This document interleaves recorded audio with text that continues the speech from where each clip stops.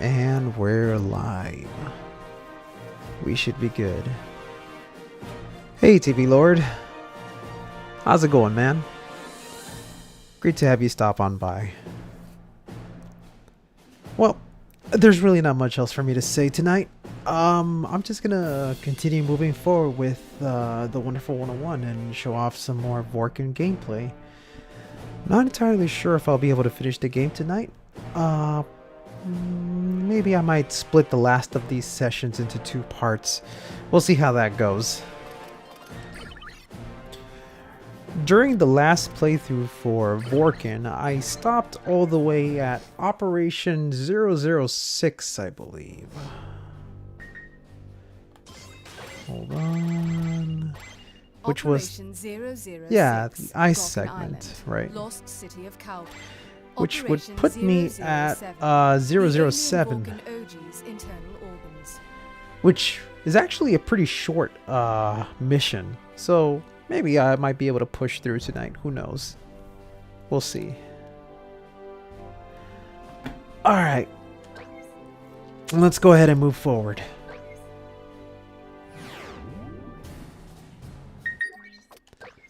I'm gonna have to turn off this phone. So many people are just like chatting here, and I wish my phone had a button for muting everything immediately.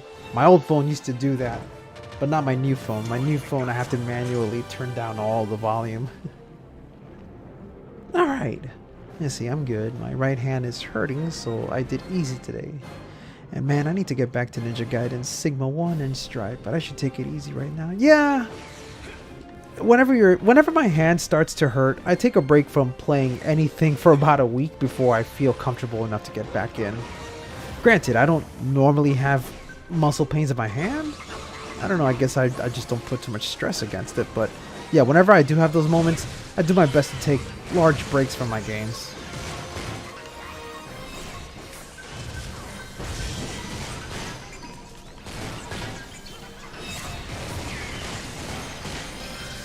Let me just pick up all these heroes. Not heroes. Picking up the villains. Let me try to get at least 50.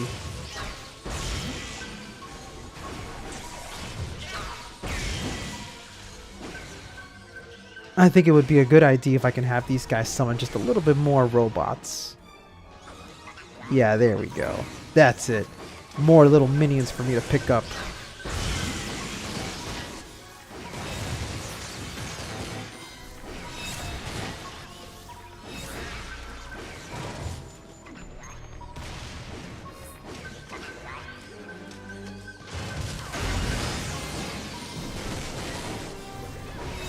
There we go. That should be good.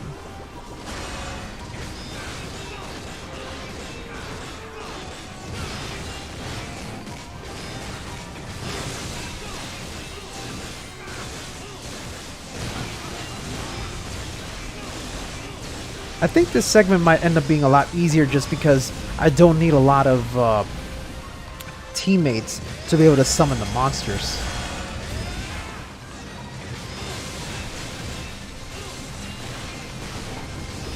There we go. A couple of minions are still left. There we go. I have finally done it. I finally bought this game. Well, that's good to hear, man. I hope you enjoy it. I have a lot of fun with this game and I make the game look easy, but keep in mind I make it look easy because I've been playing this game for about 8 years now. But if you have any questions about Wonderful 101, I'll be happy to answer them.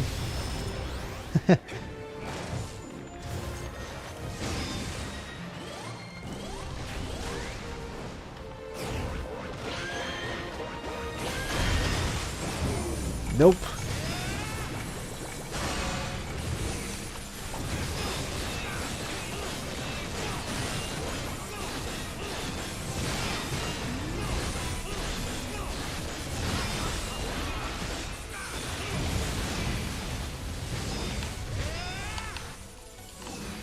Ah, this time.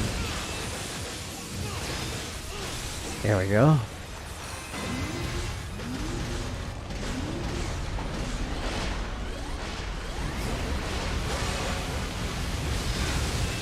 God, Vorken is just broken as hell, man. But the good kind of broken.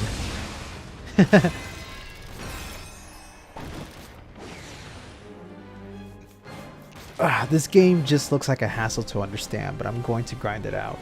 Listen, just take it one step at a time. I know there are some people that don't like this advice, but I do tell people to watch some of the video tutorials that are available online, specifically from Soar. He did a fantastic system breakdown of the game, where he explains the system of the game one video at a time. He's done, I think, 4 videos talking about specific things, and really, the thing I tell people to practice is the shapes. Like, I think really the most important thing for you to learn is to get the shapes out consistently. You want to try to draw out the shapes like if you're doing an input in a fighting game. So it's more about gesturing the shapes rather than trying to draw the shapes. You know, so like if you want to do a hand, just do a swift circular motion, like if you're doing a grapple technique.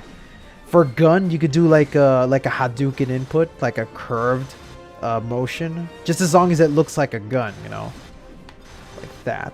Swift motions, you know.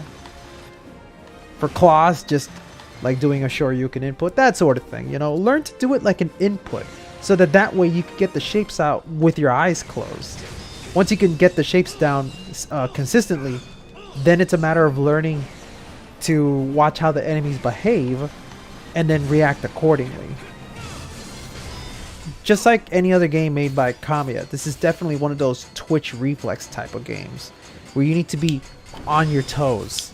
So you need to practice being very effective with every input you do. There's room for making mistakes, of course, but if you do make a mistake, you gotta roll with it. Don't try to fight it. There's moments where I make mistakes and I get the wrong shape, and I try to improvise with that. That's part of what makes this game fun, just being able to improvise with what you got. There's so much leg room here for messing around with what you want to do.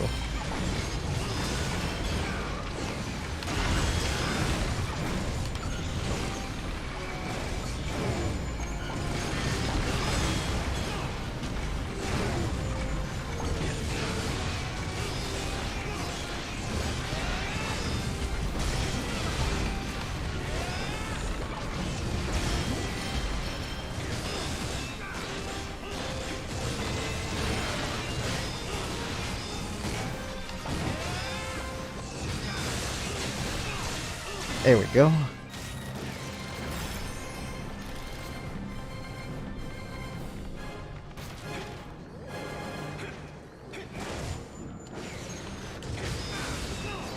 Let me just get some of those batteries. Oh boy. Tentacles. It's always got to be tentacles. Especially in the Japanese game.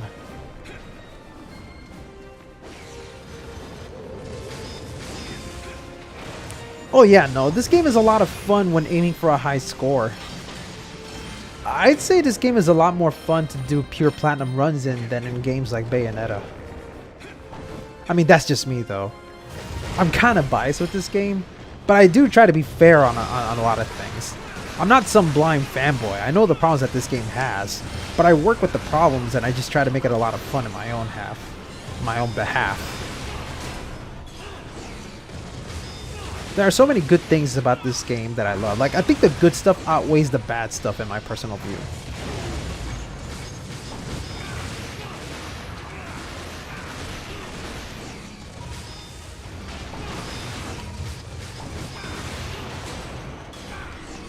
There we go.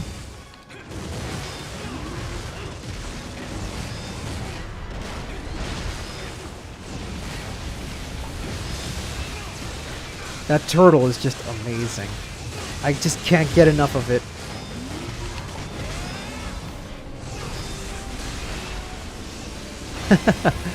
Oh, I love this.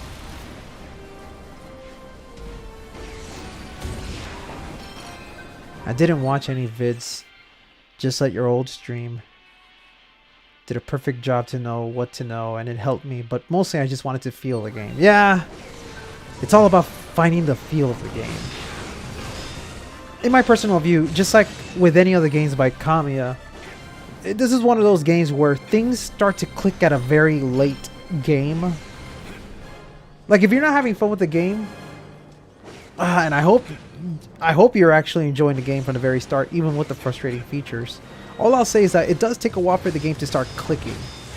It took a while for me to really understand how the game works. I remember I would play the demo so many times before I really understood what I needed to do. But once I did, man, like, I'll say this. When the game clicks, it really clicks. And it usually starts to click by the time you start playing the game again after beating it once. Because it's only when you play the game in hard mode does things really up the ante and you start to really know what the game is really capable of.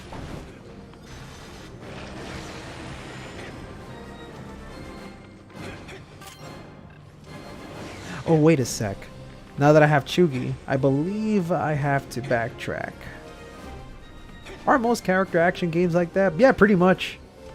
I don't think there's any character action game that I could think of where everything works right from the get-go. I think the only game that comes close to that would be Metal Gear Rising, where you get all of Raiden's moves available right from the very start. Because you don't actually unlock extra attacks, I think? I don't know. I might be wrong with that, because it has been forever since I played.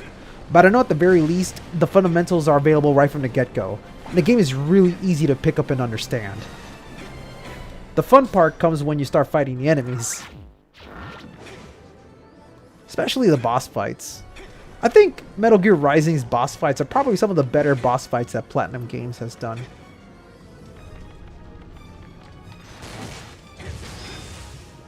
Most of the boss fights in Bayonetta 1 and 2, and even Wonderful 101, are kind of garbage. Because they spend too much time trying to be very spectacle-based rather than being very functional-based. This is part of the reason why I actually prefer Devil May Cry's bosses over Bayonetta's. Because say what you will about Devil May Cry 5, but I actually find the boss fights for Devil May Cry 5 to be some of the most engaging that I've ever experienced. Like the boss fight for the Cavalier boss fight alone is like miles above some of the boss fights that Bayonetta has. A large majority of them. Hey Siesta, how's it going, buddy? Thanks for catching the stream. You're just in time to watch me goof around playing with Vorken. Well, I'm already in the beginning of the operation. And you know, one day I would like to experiment the God of War games. I never played any of the God of War games.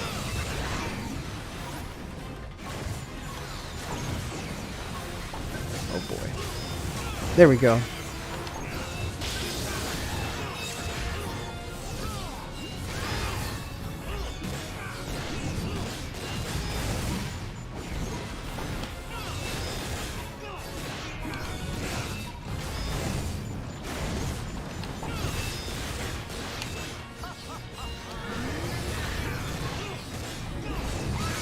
Oh boy. Oh boy.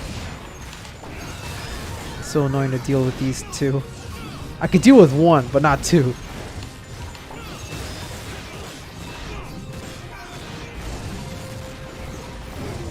There we go.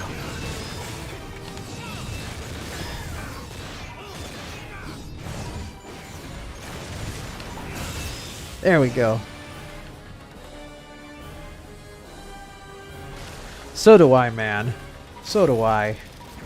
I'm kind of proficient with DMC4 and 5, but I'm not what you would call a pro. I at least understand the fundamentals of Devil May Cry. I have watched those tutorial videos made by 2B Power and Chaser Tech. Really fantastic stuff, but it's going to take another decade or so before I can learn to blibbity the blebble precisely 3 times.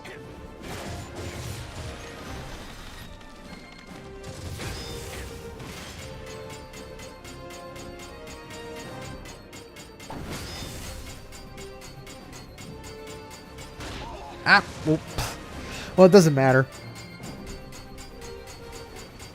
Getting hit outside of missions is not a big deal.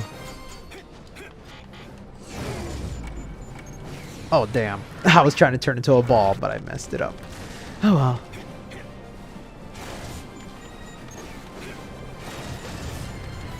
Dongery is on a whole different level, bro. But it's not just Dongri who's like really good at action games. Most people seem to overlook some of the other players out there that are just as good. And forgive me for saying this, but I kind of hate when people say that Dongri is like amazing at Bayonetta.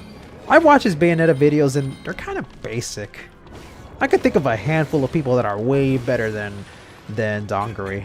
I think what Dongri really has is just the notability, the fact that he's recognized for doing all these things.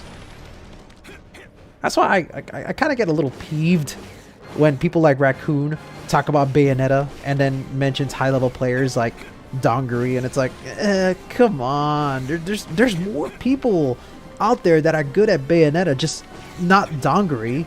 There's Daedron, there's Soar, Yoshesk, there's Michelle Gunn, N472A, and then some guy named Set, although I think he's kind of garbage at Bayonetta, I don't know.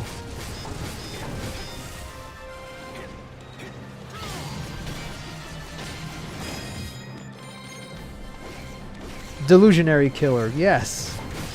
Definitely one of the old school members of the CGG.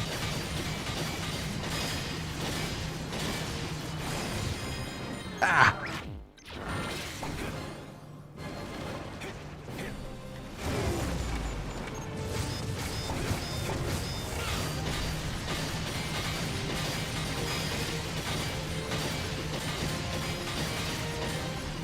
There we go. Good, good, good.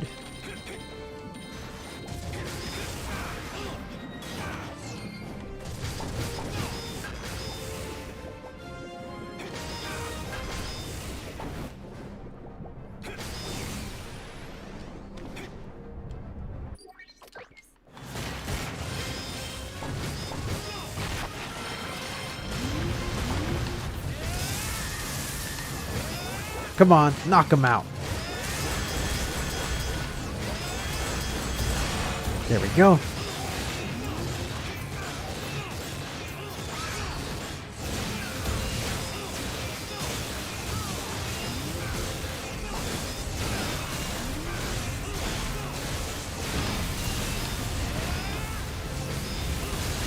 Go higher, higher.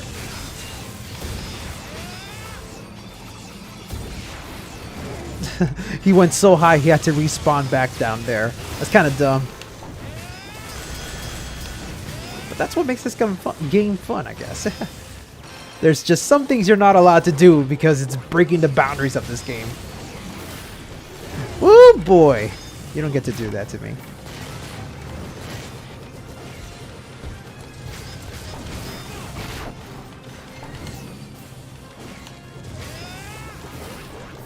Come on.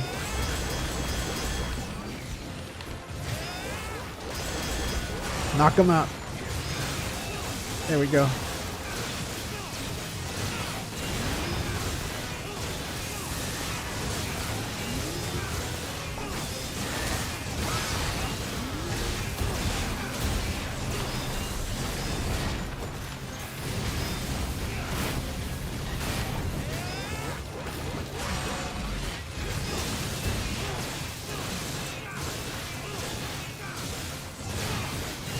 You just keep up this combo so I could build my battery back up. Come on. Ah, he fell back down. No! There we go.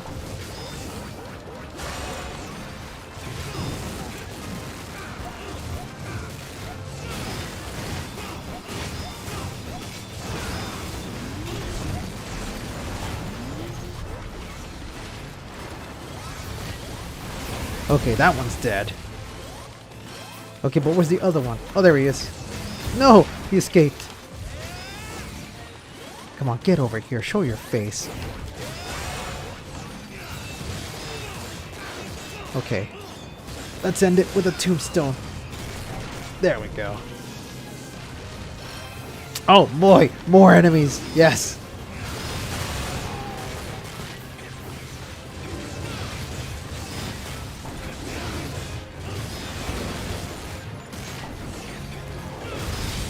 Oh shit. Oh wow. That one kick. That's it. I'm gonna destroy this dude. Hold on. I'm gonna try to do it in the most stylish way possible. That is if I don't kill him too quickly.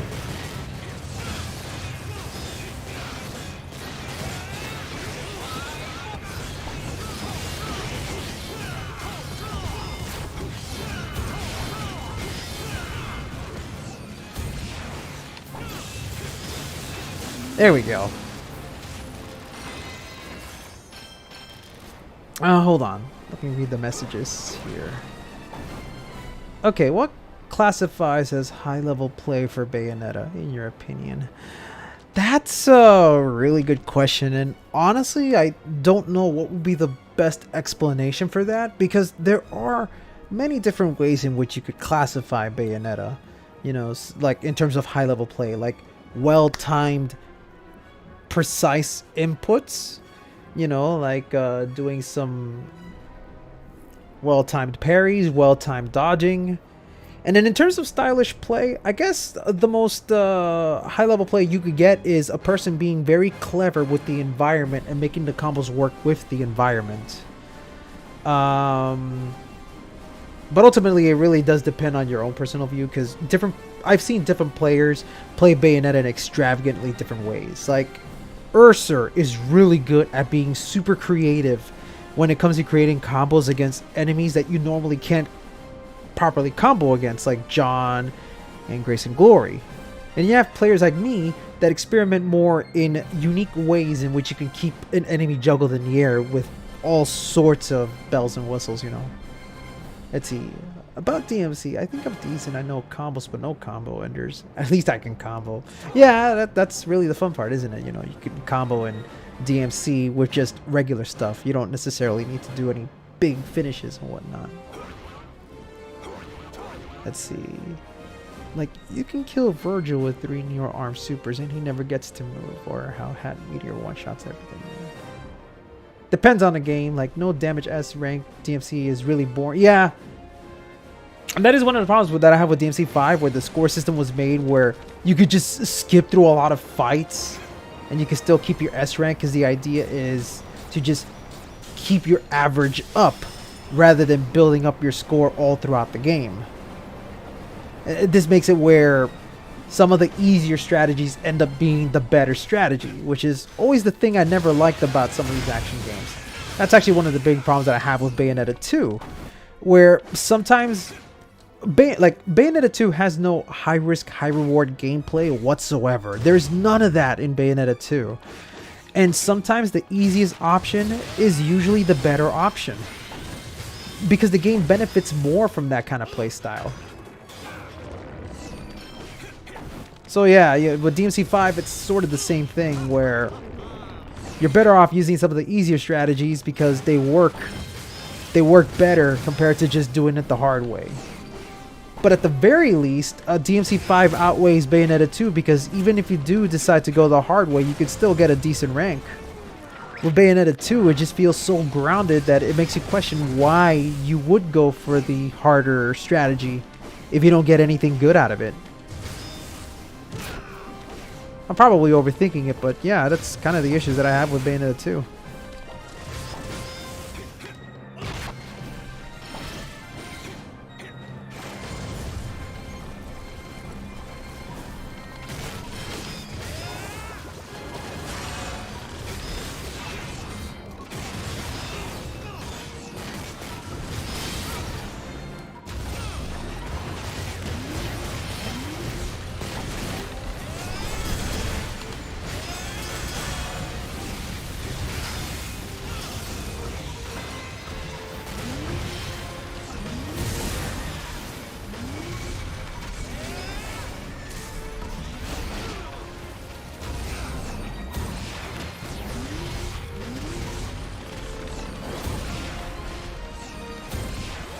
Ah, that attack doesn't reach that dude. That's kind of annoying.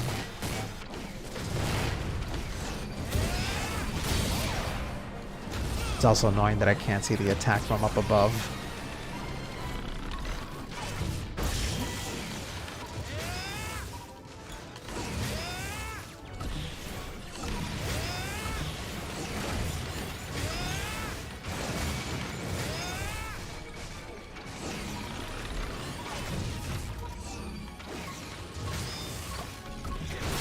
Oh, come on.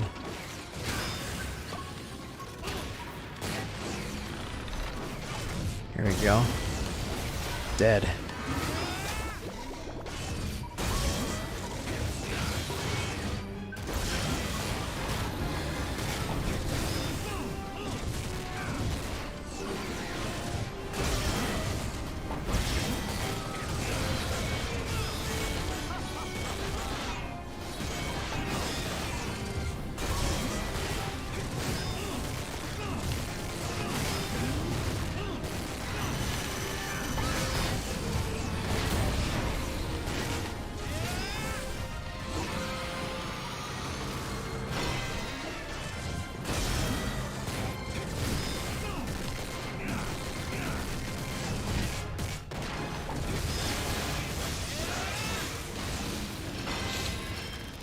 Let's see. Put the infinite climax genie back in the bottle. See, here's the thing about infinite climax. I actually have no problems with infinite climax per se. Like, the idea that they went with is pretty good. It's just that the execution behind Umbran Climax was poorly done. Let me see if I can explain. See, my problem with infinite climax isn't the actual ability itself. It's the fact that they balanced the game around Umbran Climax. They made it where, in order to make Umbran Climax such an important ability, they basically weakened Bayonetta's regular tools. Like, originally in Bayonetta 1, all of Bayonetta's tools were so good and effective. Like, regular Wicked Weaves were able to knock enemies up into the air. It allowed you to control enemies, shoving them away, launching them up, slamming them down. With Bayonetta 2, you can't do that. You can't do that with her regular tool set. If you try to do that against, like, mid-size or mid-weight enemies, it's not going to work properly. You won't be able to control them. You won't be able to launch them. You won't be able to slam them. You won't be able to do much with them. They just stand their ground with incredibly strong super armor. That's why I don't like Umbran Climax, because they made it where Umbran Climax is the move you need in order to control enemies. So essentially, Umbran Climax lets you play like Bayonetta 1 for a couple of seconds. It's like, why? Why does it have to be like that? Why did you put all of Bayonetta's best moments into a timed moment? And not only that, they made it where the magic gain, they reduced the speed of the magic gain, which means that now it becomes more precious to hold on to the magic stuff, so you can't be wasting it on other things. You can't use Umbran Spear, you can't use Tetsuzankos, you can't even do torture attacks if you're focusing on using Umbran Climax. And let's be honest, Umbran Climax is such an overpowered ability that that's the better option to use compared to some of the other stuff Bayonetta can do. There's almost no real reason for you to use torture attacks. It's very situational on how you use certain things. That flexibility that Bayonetta 1 had in letting you be experimental and still walk away with a good score is missing in Bayonetta 2. That's my big problem with Bayonetta 2. Wow, that was poorly thrown. Yeah, that's another problem with Bayonetta 2, the heavy reliance on witch time. They made it where witch time was a necessity for defeating enemies. It wasn't like that in the first game. Believe it or not, every enemy in Bayonetta 1 can be defeated without the need of witch time. That's why when you play the game on the hardest difficulty, witch time is disabled. A lot of people see that as fake difficulty. It's really not. By the time you reach the hardest difficulty, you should understand how enemies behave and what's the appropriate way to control them. Once you know how to control them, witch time no longer becomes a needed tool. I know some people say that it sucks to remove witch time because that's her trait, so removing a unique trait means Bayonetta will be boring, but it's like, Bayonetta has a bunch of other unique traits like Wicked Weaves, dodge offsetting. Those are what makes Bayonetta great. Witch time is a great ability too. I'm not even saying that it's bad or, you know, like, it's a necessity to remove them or anything like that. It's just that when you're playing the game on the hardest difficulty, the game expects you to be very skillful. So it becomes a lot of fun because you start to realize there's other ways of controlling enemies without the need of witch time. And when you watch a high-level player tackling Bayonetta, even on normal difficulty or hard difficulty, you'll notice that some of these expert players rarely, if ever, go into witch time. Like, I could play normal mode and I'll never go into witch time. Not because I'm deliberately avoiding it, but because I don't need to. Because I know how to be offensive with Bayonetta. That's ultimately what makes Bayonetta so much fun. The flexibility to be on the offense. The game is designed to have a high defense... I should say, how do I explain? I'm so terrible at explaining while playing this game. Hold on, I'm too concentrated on fighting these dudes. Give me 1 second. Oh boy.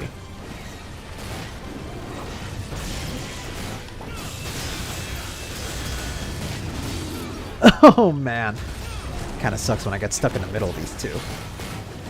Oh boy. One mistake and I get destroyed.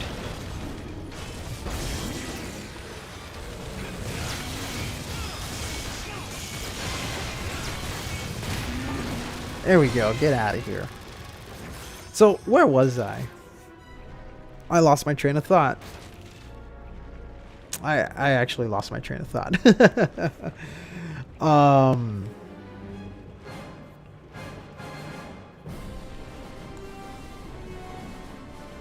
I think too many people are Platinum fans when I'm mostly just a Kamiya fan. It makes sense. But yeah, Metal Gear Rising is a great exception. I mean, I feel like Metal Gear Rising is the introduction to action games for some people. And I mean, it makes sense because most people who played Metal Gear Rising were people who were Metal Gear fans to begin with. It's funny because Metal Gear Rising is actually the very first Metal Gear game I've ever played. And obviously I got that game because I'm a big PlatinumGames fan. Eventually, I did play all the Metal Gear games, so don't worry. I did play the original MSX Metal Gear. I played Metal Gear Solid 2, 3, 4, and 5, plus Peace Walker. I played them all. I think the only Metal Gear game I didn't play was Survive. But to be perfectly honest, that's not really a Metal Gear game now, is it?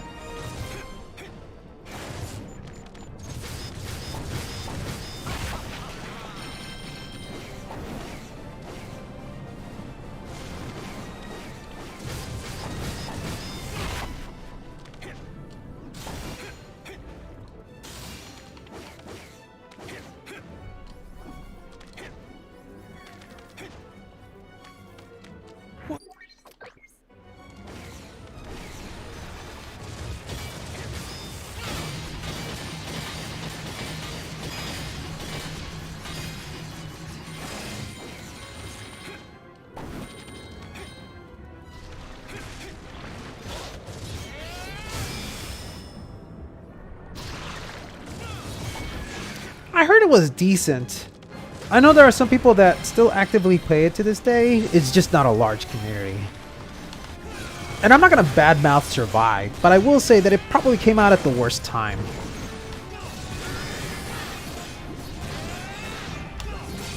Ah, I was trying to counter the dude. Probably shouldn't have done that. I probably shouldn't have gone for a counter at a very weird angle. See, now that's how you properly counter it.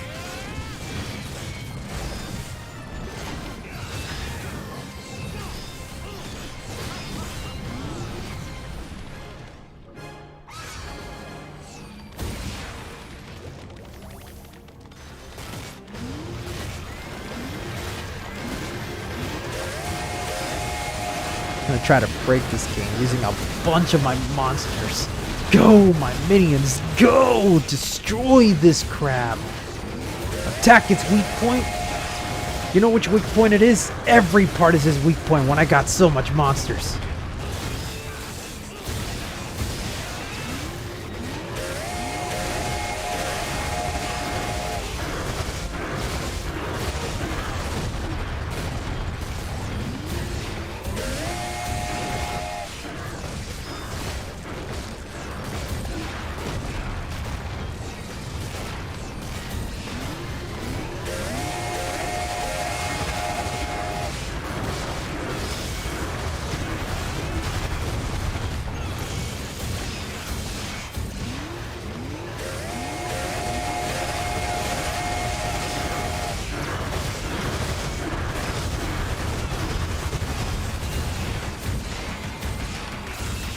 Didn't have a chance to live.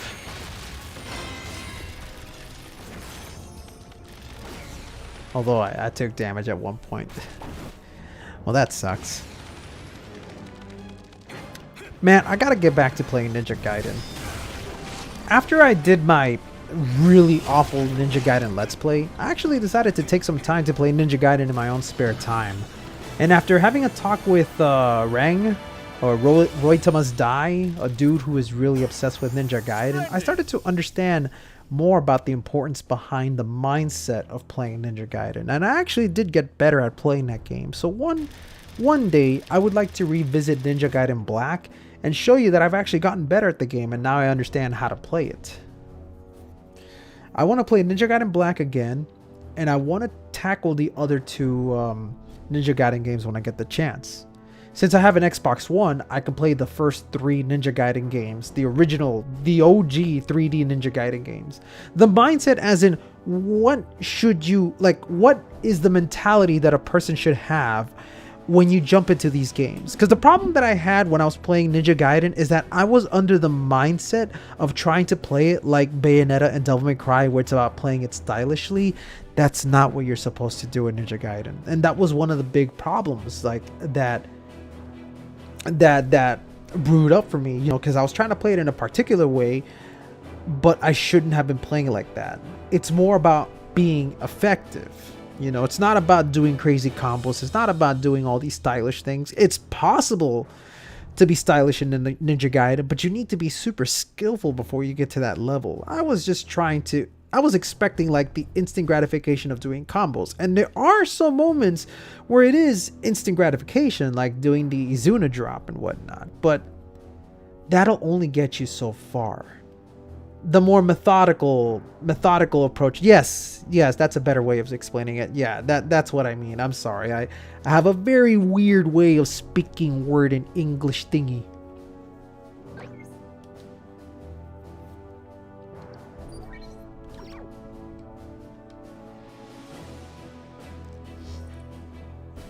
Someday I would like to play Neo. I have a friend of mine who gave me a copy of Neo for the PS4. So one day I'll take a shot at it. I have seen other people play it. I've seen Daedron play Neo, and it definitely looks like a great game. Keep in mind, it's really hard for me to get into brand new games altogether these days because, man, I already have a busy life handling a lot of things. So I like falling into the more easy comfort games, but every once in a while I'll try out new things. Actually, one of the things I want to do now that I have more time is to try to stream like more games, stuff I haven't gotten around to streaming. Like I want to finish up Hades, and one game that I want to stream real badly, when it comes out on PC, I definitely want to stream Fist, Forged in the Shadow Torch.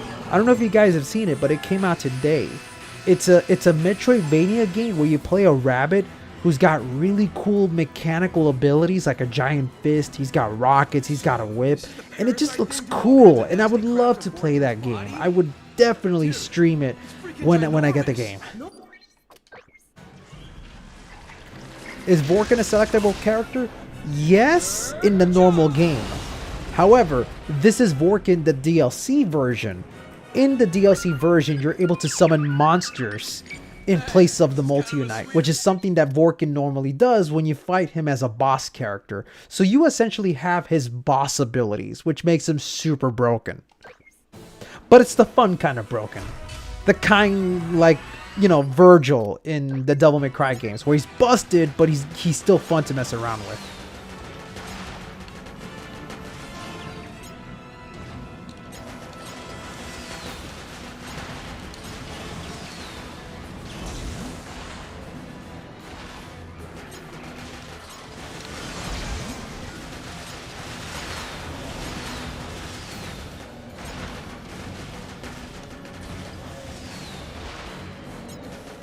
In case you wanted to know, Kamiya wanted to make a Star Fox game at one point. I wonder if this might be that reference or something. I don't know.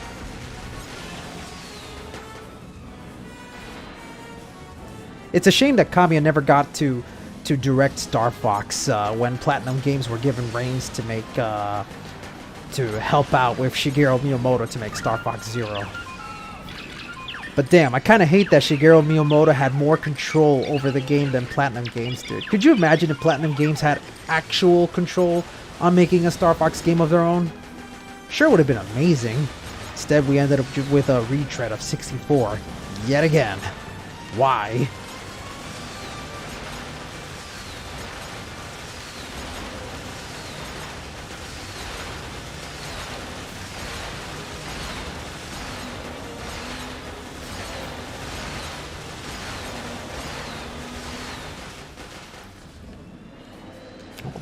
Hold on, I gotta fly around.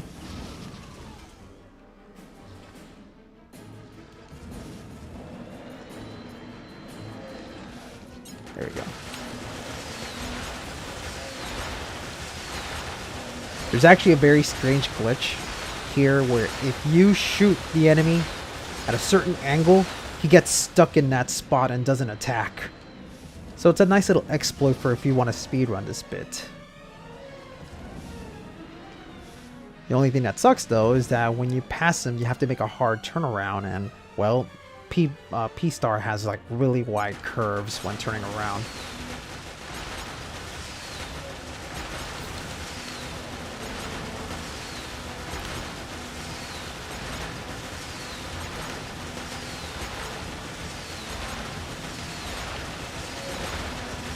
There we go.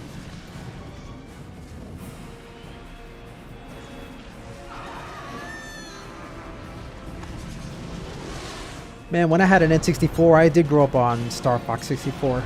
Super great game, and it still holds up today. It's just a shame that every time Nintendo tries their luck with Star Fox, they just like to fall back on 64, and it's not even a good version of 64.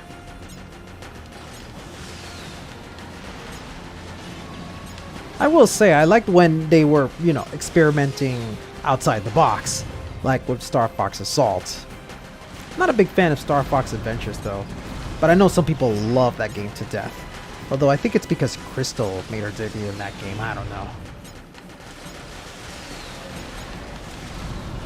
I'm not a furry, but I can see why people adore Crystal a lot.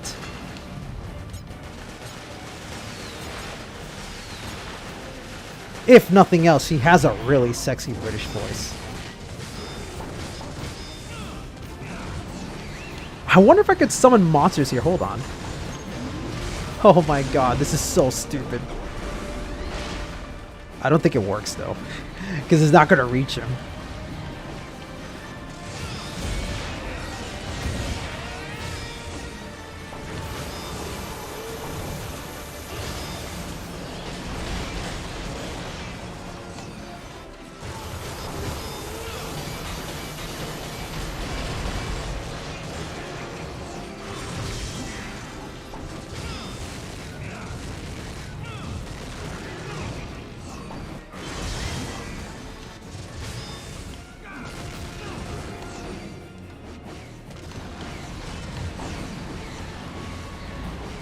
Come on, baby. There we go.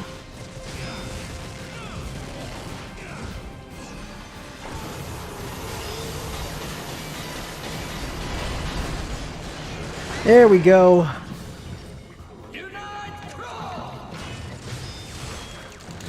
Let's open up that chest.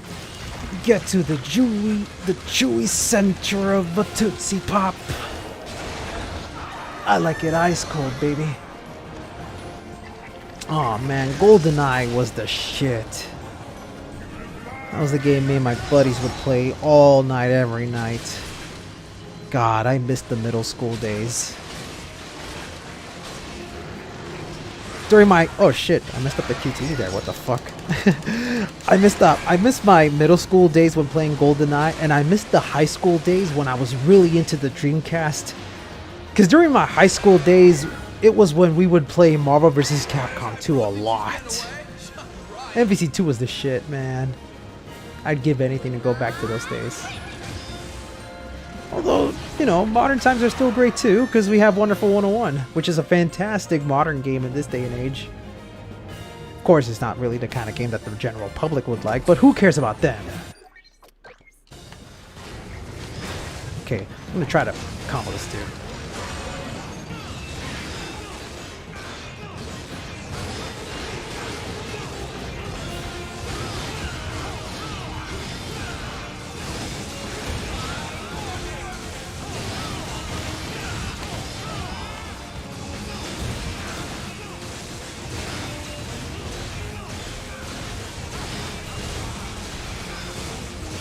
Holy crap, I cannot see shit! What's going on? Where'd he go? Oh my god, I sent him too high into the sky.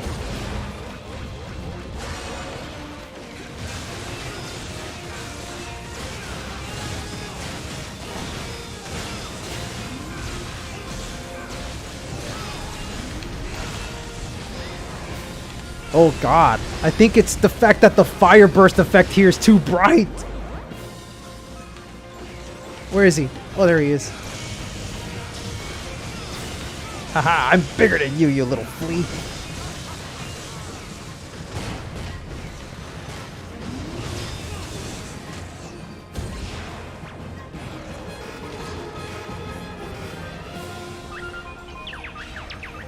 The Nano XL's effects have expired. Where's the nano bioweapon? Right there, dude, by your feet. Look at those Squash nice that clean sucker. boots.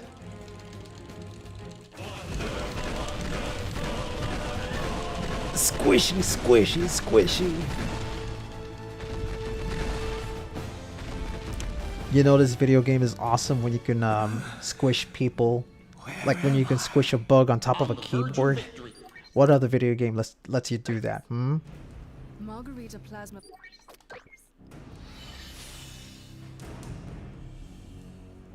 Well, that's the thing.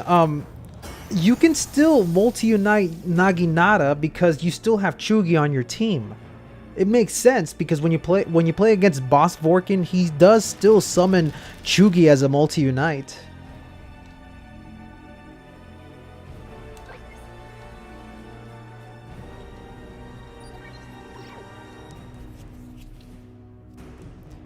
Like Chugi is treated as a monster in this version because the difference between this Chugi and your Chugi is that when you do multi-unite Chugi here, you get a shit ton of multiplier points. With multi-unite Chugi, you can go up to the ×9 with very little effort. Very little effort. I'm not even kidding around, man. Operation 008, Blossom City. Now for actually one of my favorite chapters. Because in this chapter, it's nothing but pure gaming. No gimmicks, no nothing, just you and the bad guys. I wish there were more of these operations, but I'll take what I can get. Which means that here I get to really combo these enemies to death.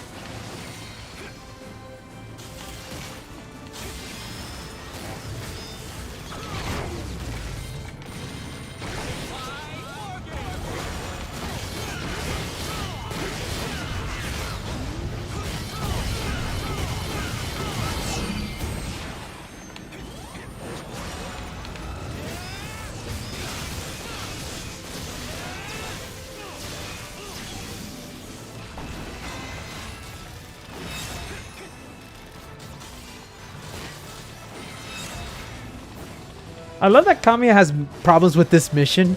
I guess he's so used to his mini games that he would prefer to play that rather than normal gameplay. I kid. Don't tell Kamiya I said that. Right, old man? No, you swaggering ninny! The alien pirate! What's his face? Vorken? Where'd my brother go?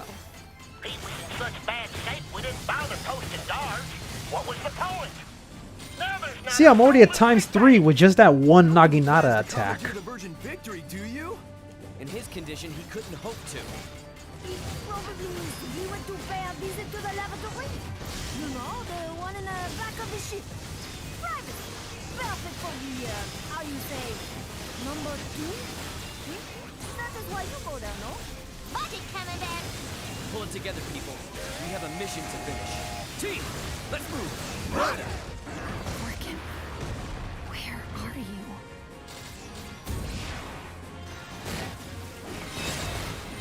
Let me just clear out everything here so I can start doing my crazy combos. I always advise people to try to pick up all the citizens before you enter an operation. That way when you try to draw your shapes, the citizens doesn't get in the way.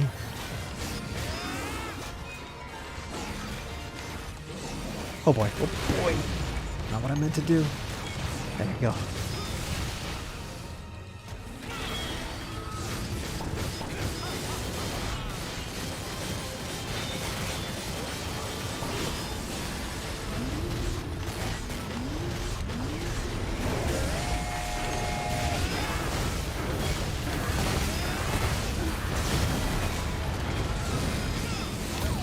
Oh boy, there we go. Oh, nice dodge.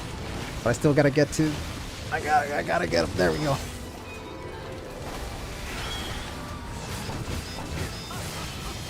And he's dead. Let me see if I can combo this dude. Come on.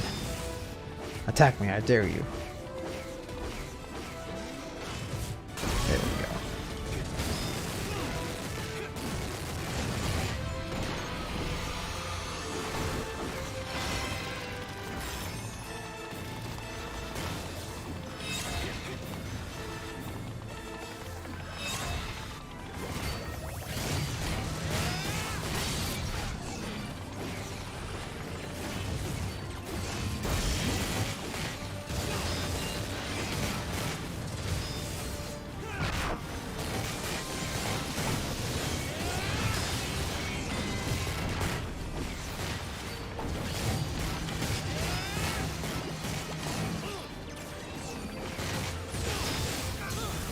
Oh god, no! Oh, baby, I did not mean to get hit that hard. Come on.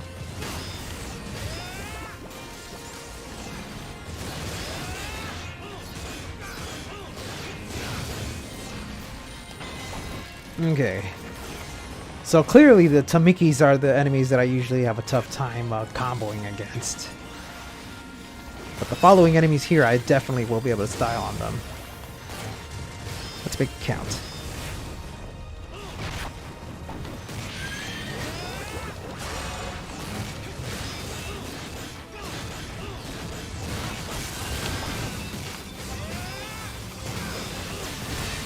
Oh boy. That's not fair. Just when I had handle on one enemy.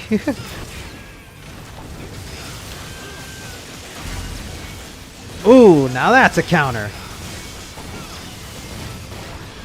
There we go. I love those accidental counters.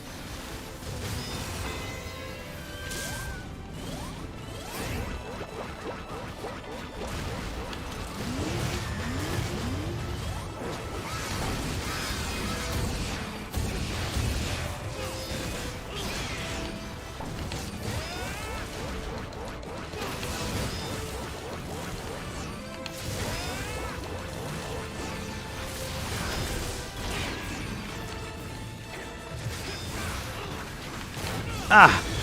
Whip is so awkward to launch into the air. Or to use as a launcher, I should say.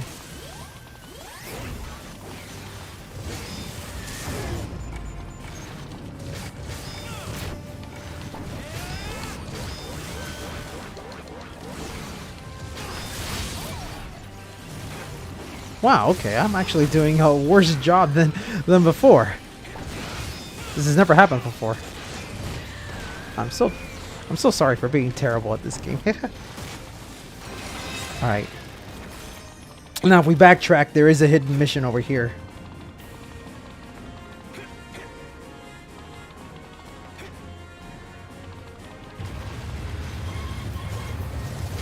Starboard sub-engine offline. Switching to auxiliary power.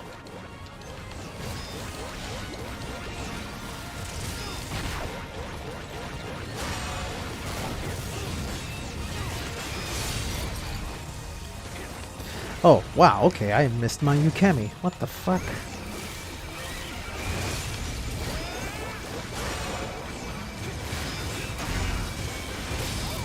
Oh, come on! The one time I didn't want to lock on and I ended up locking on and it sent me right into the projectile.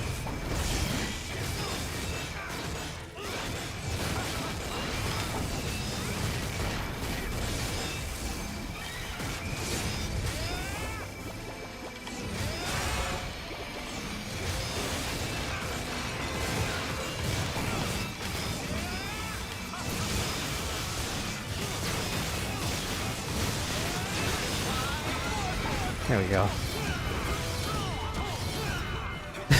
I could do better than that.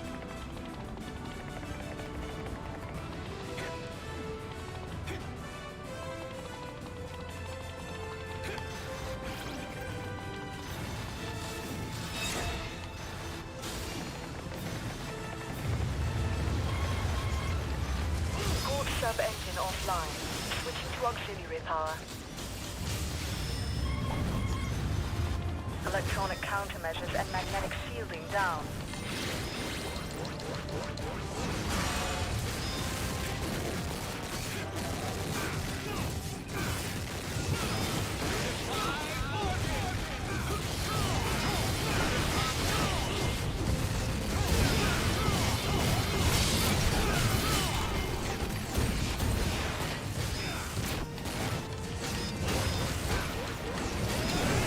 Woo! That was a crazy dodge. Let's make that count.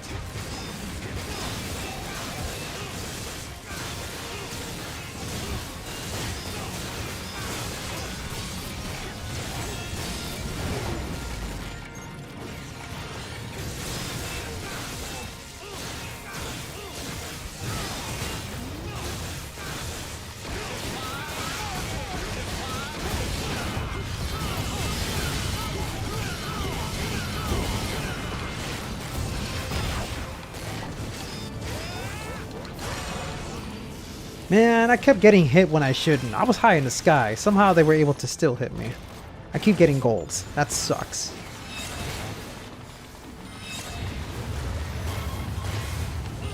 Tachyon radar offline. Activating subquantum radar.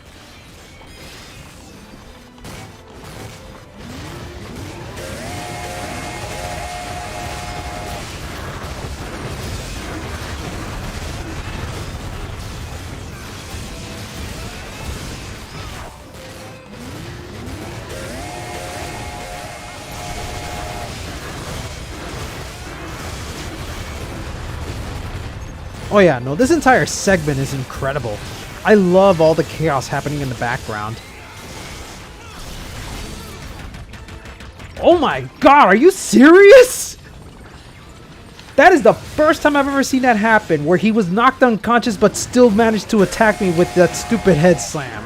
Wow, this entire operation went the complete opposite for me today. I'm gonna have to do a do-over, because I swear I could do better than this.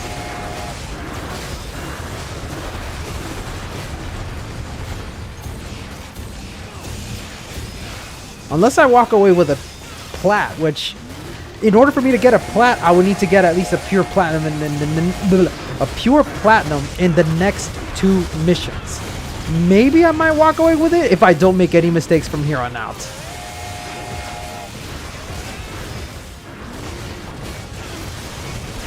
I swear, it's like this game doesn't want me to go, this game doesn't want me to get that platinum score.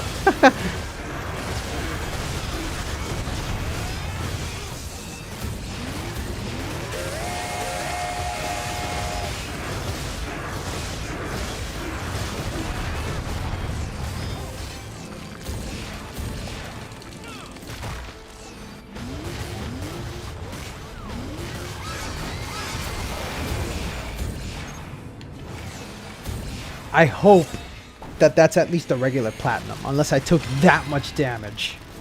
Yeah, that one hit took me down to gold. Son of a bitch. Okay, so now we gotta fly up here and then fly back down, because this is the only way to activate that hidden mission. I don't know why.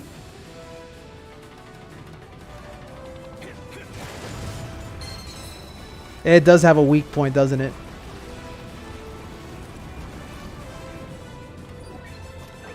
Alright, let's see if I can get a pure platinum in this one.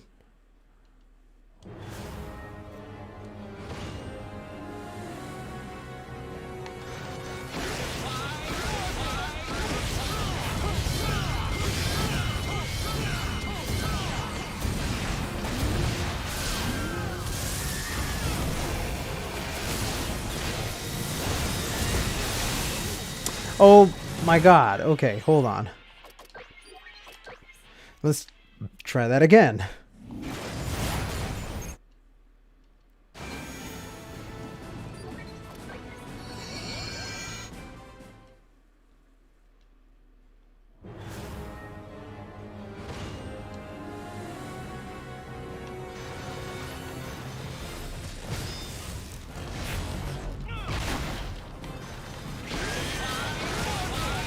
That's better. All right.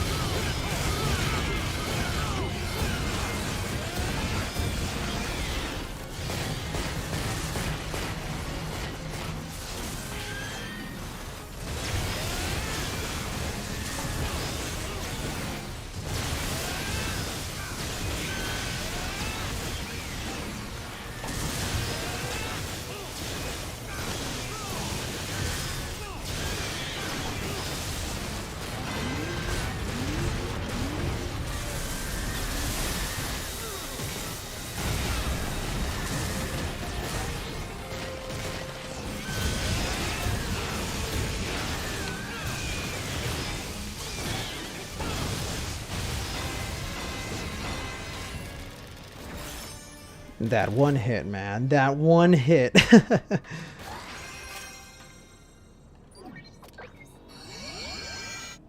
Let's try that one more time. I really need to walk away with that pure plat.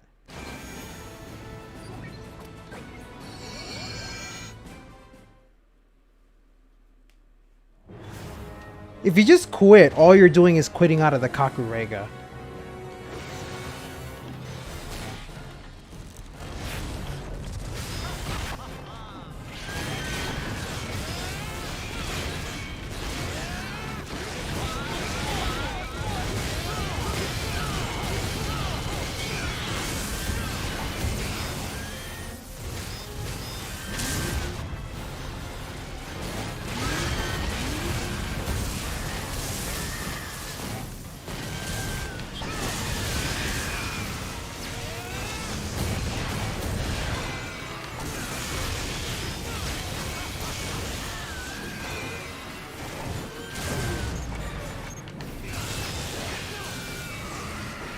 Okay, that should be all of them. There we go.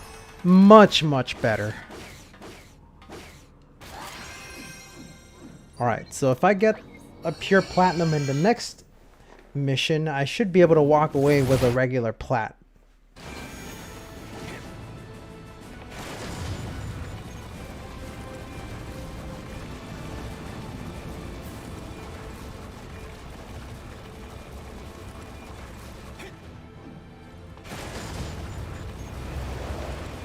And this fight should be easy. But then again, every time I say that, that's when I mess up.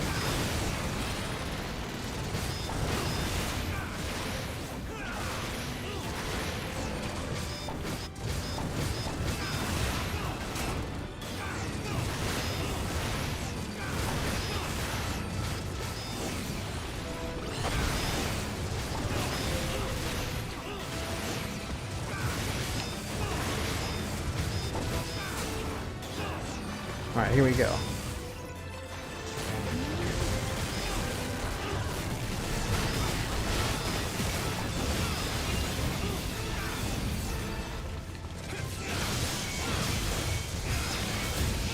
There we go.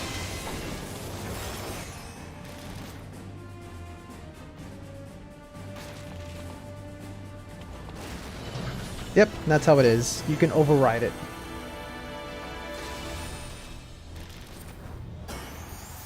There we go. Beautiful, beautiful, beautiful. I love it. Oh yeah, no, the turtles are amazing when it comes to aerial combo. They will basically emit fire beneath the enemy, and if the enemy is in the air, that fire will keep them launched in the air, baby. It's like one of the best things that I've seen with the Vorken DLC. It's nuts. I made a video on YouTube that showcases Vorken's potential combos. I recommend that you go to my channel and check it out. It's called the Vorken Quickie Combos. Roger. You will not be disappointed. And I do intend to make a full fleshed out Vorken combo video. Wonderful 101.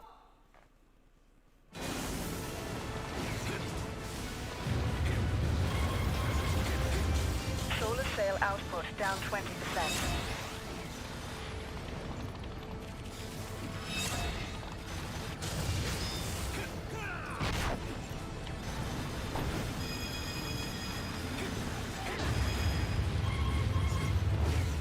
Solar sail output down 40%.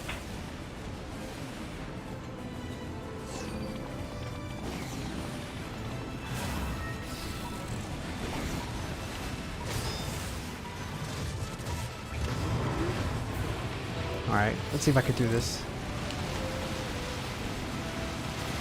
This bit is not entirely problematic to get a pure platinum in, but having to watch both screens simultaneously can be kind of annoying.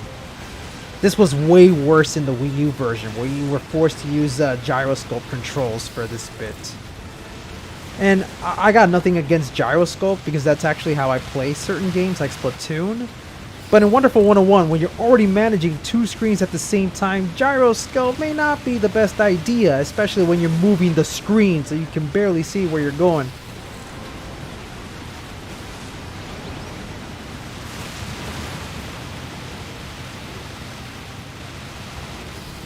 And the tricky part in getting a pure platinum here isn't even just to attack the enemy. You're also supposed to attack the missiles coming at you, because that's how you get the extra points needed for the combo points. This is probably going to be a gold because I did not get a good score. Or I could just randomly get a pure platinum because I'm just that good. Solar sail output down 70%.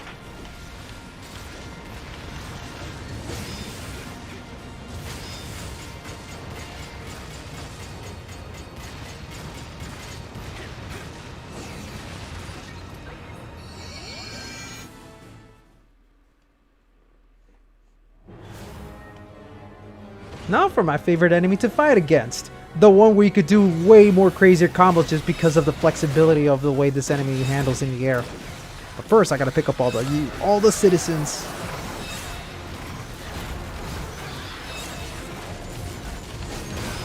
Oh boy!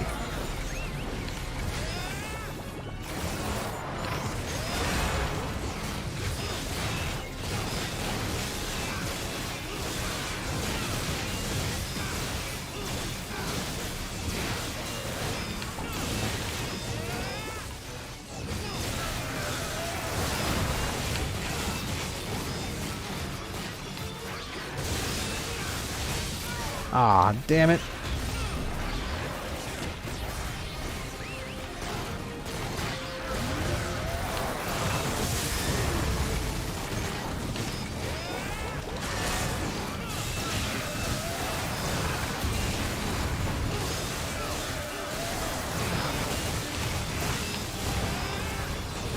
Alright, let's see if I can do a cool combo against this dude just as soon as he finishes using his lightning. Or laser, I mean.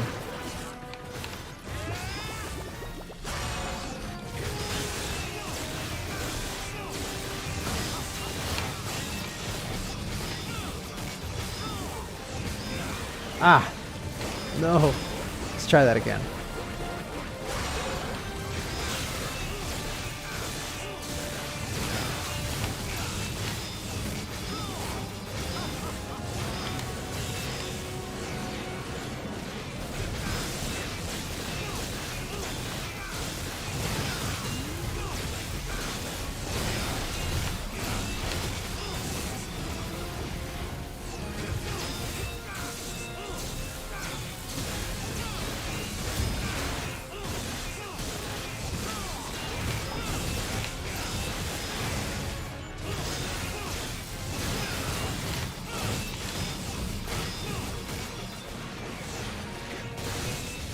There we go. If I had more battery, I probably would have made a fancier combo. But there you go. That's me trying to be experimental. I could do better combos than that, but nah. It's 10 at night. Leave me be. I haven't had my cup of coffee all day.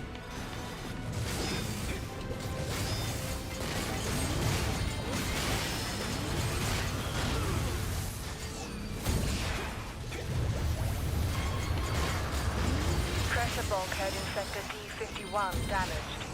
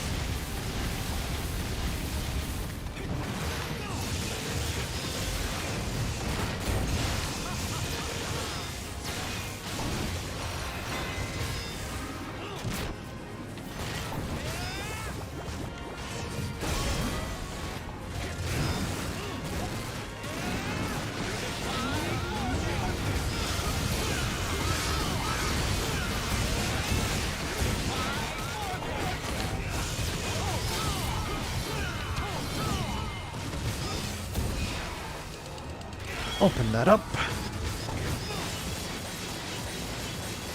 There we go.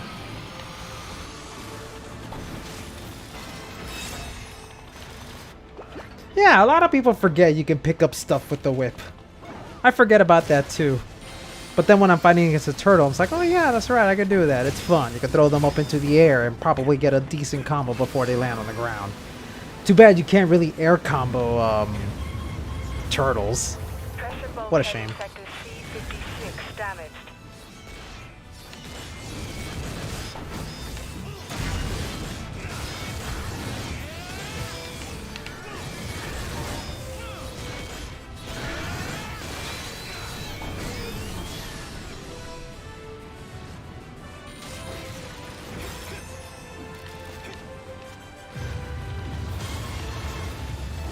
Self-defense systems down.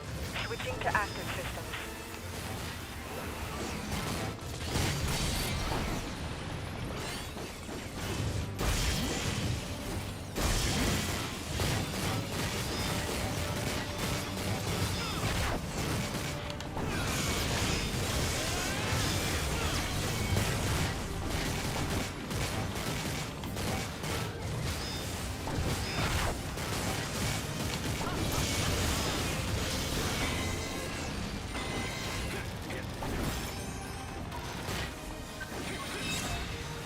Alright. Oh wait, I thought I was in the whip. There we go.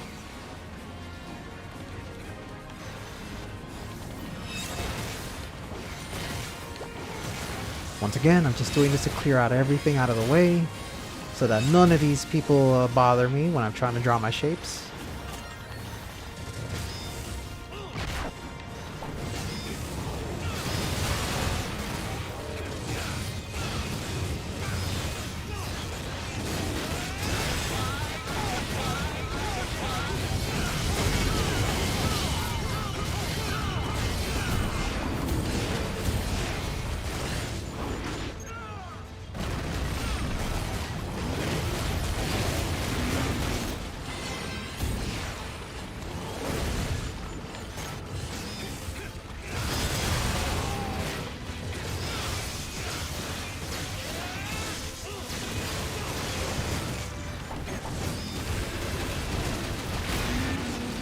There we go.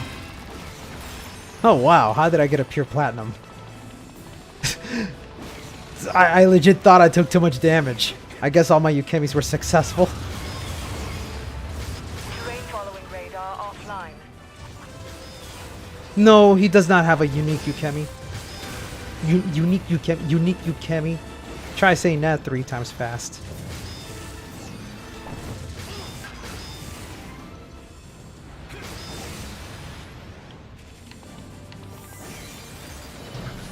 I think that's it. There's no secret missions that I can think of in this bit. Oh man, if it wasn't for that. Actually, I could have gone back and completed that that mission with a pure plat. So this was all on me. You can launch with... Actually, you can only launch with gun if it's a small size enemy or a mid size enemy, but it won't work if you try to do it on Anko. I was not trying to do an aerial launcher with Anko. I was trying to do it with a sword, but I accidentally switched to gun. But I made it work by killing him off anyway. I mean, it's missed opportunities, but given how this was a quick thing that they wanted to add while they're working on the Luca mission, I can't really complain. Because, I mean, we're getting, because, I mean, look at it like this. I mean, I'm shocked we even have new content for Wonderful 101 after 8 long years. I wasn't expecting a fully fleshed out story mode with Vorken, or even a brand new gameplay mode. I fully expected it was just going to be a Vorken swap. But even then, I think the Vorken swap is great. Missed opportunities? Sure. But it's amazing that we even have this kind of content to begin with in a game like Wonderful 101. Hold on a sec. I'm just trying to get some water here.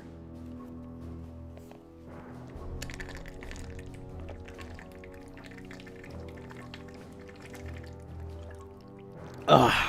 Oh, that's some good water. All right. Time for the boss fight, baby. Roger. Yeah, 8B is a very short mission. The only thing that sticks out from that mission is the little mini game, which I was able to get through without a problem.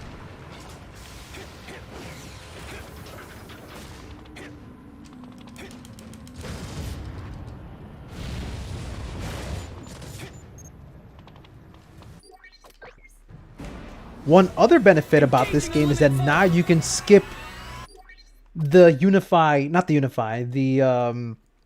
can skip the unskippable cutscenes in this new version of the game, which is amazing. It's something that I honestly like, because that means that Platinum Games are aware that we need more quality of life changes here.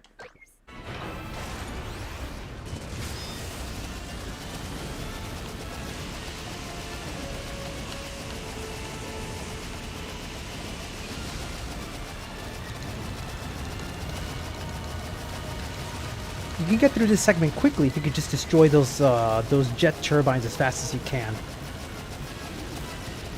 This is honestly, surprisingly, even though this is a late chapter, this is honestly way easier than the flying segment in the first chapter. Because here you don't have to worry about all the buildings around you, because they pretty much cleared the way for you and for you to defeat this enemy. Really, the tough part about this is just surviving because of how long it can last.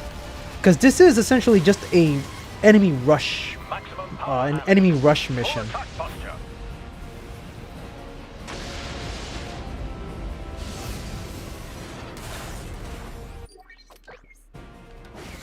I love how relentless Alice can be when flying the ship. She doesn't look like she could be a reckless driver, but she is. She's totally a reckless driver. And that's why I love Alice so much.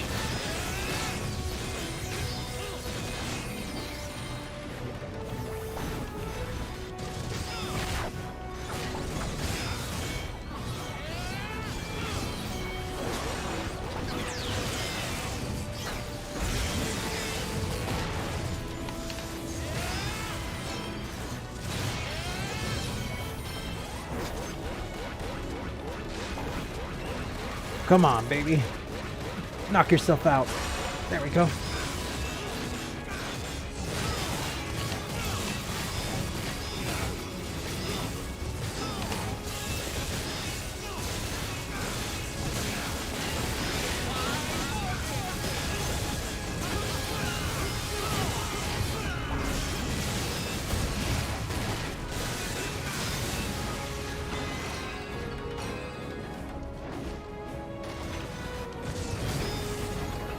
So how are you guys holding up anyway? I'm gonna be a little bit quiet now because I'm so focused whenever I do these boss rushes.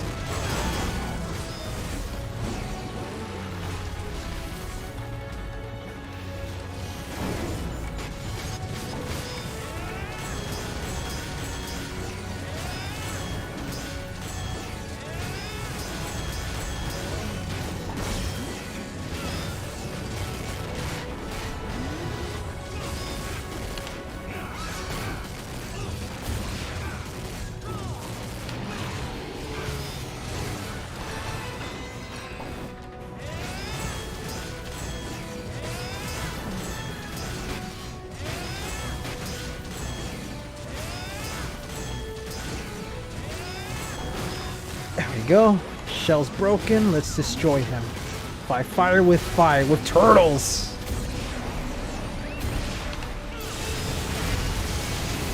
There we go.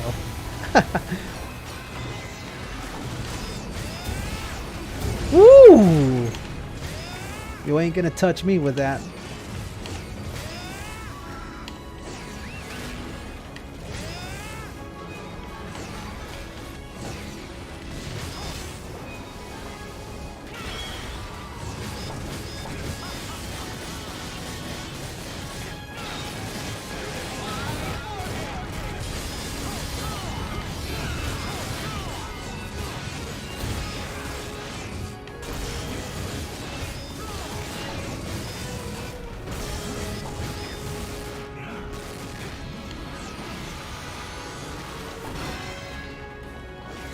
Here we go.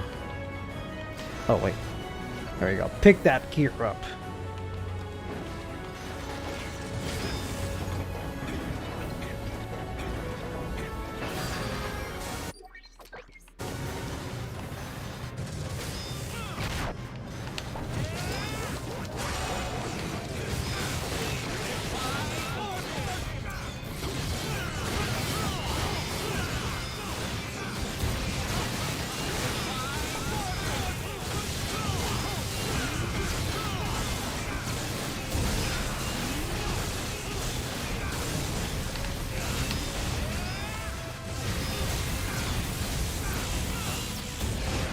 Oh boy, you're not supposed to go that high. Oh boy. Okay, no. I still have a chance at getting a pure platinum.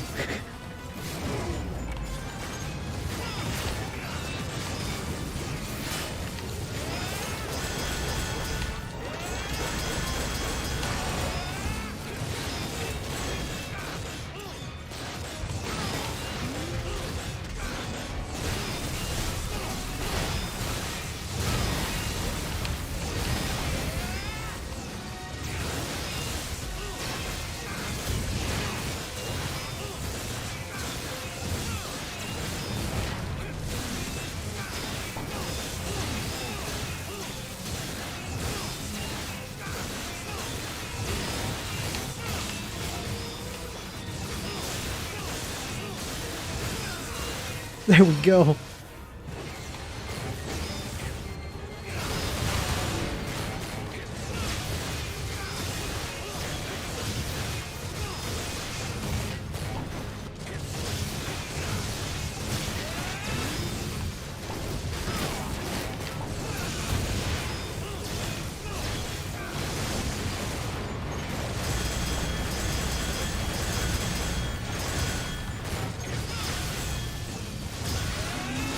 There we go.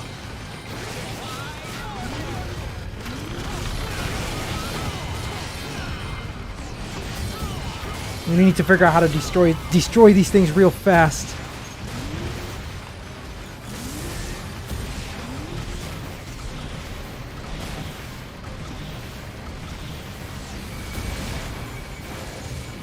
Okay, the turtles do a really great job destroying these things.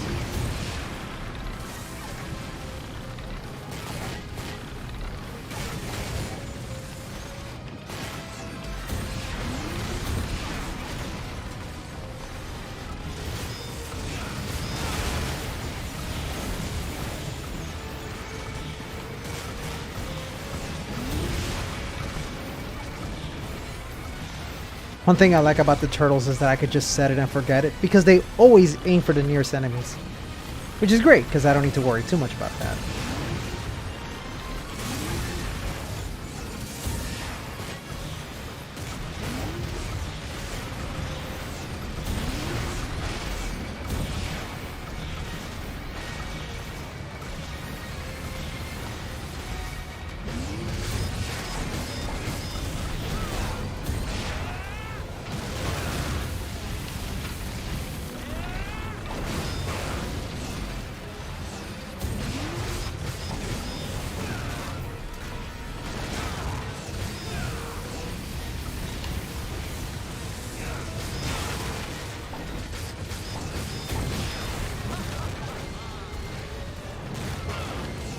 Okay, one more to go.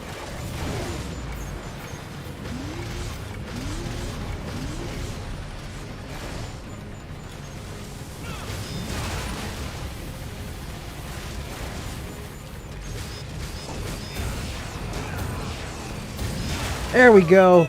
Awesome. The easy part is done. Now for the really dumb yet fun part. Playing a game of Punch-Out. Round 2.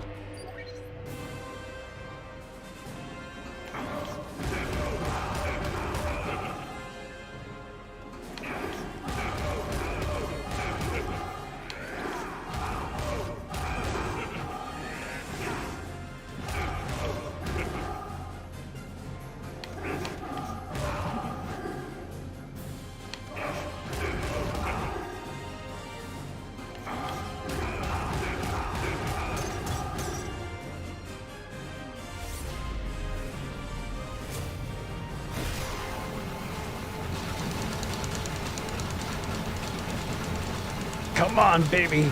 Mash like there's no tomorrow. Platinum Infinitundra!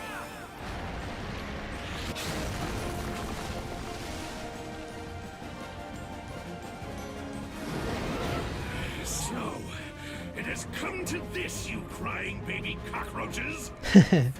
Bayonetta reference. I had hoped for.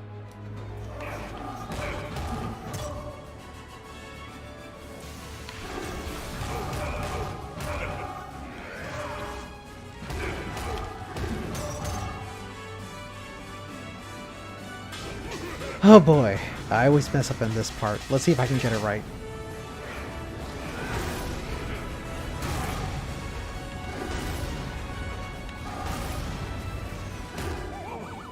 There we go.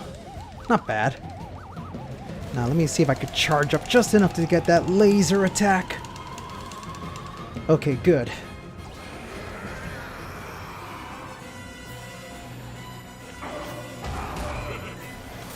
Oh no, I think I'm gonna get hit. That was badly timed. Oh shit, yeah.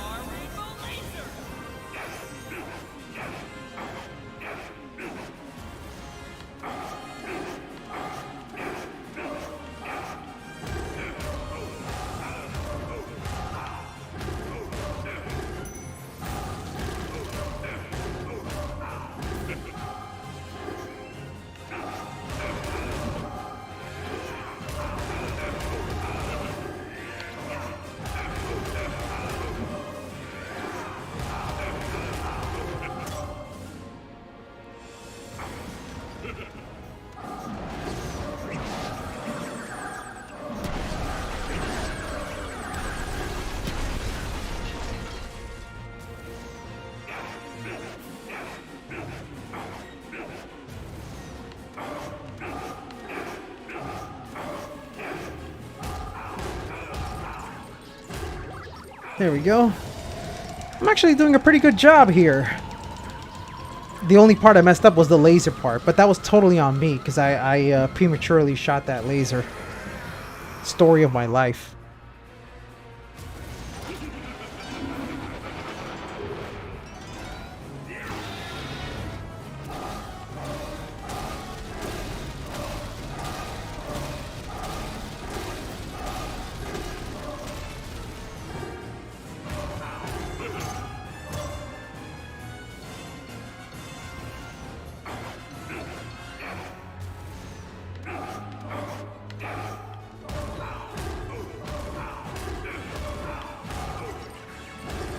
Okay, I think I can use the laser here. Come on, please do not wake up.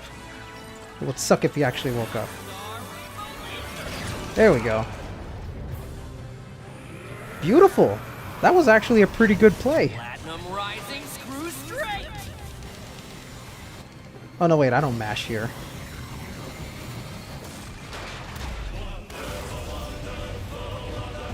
Smack dab right into the head.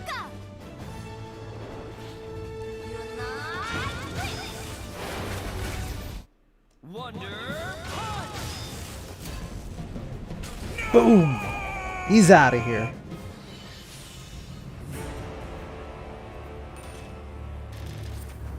Yep, if it wasn't for that one mistake that I did, this could have been a pure platinum run. But to be honest, that was actually my best boxing run yet.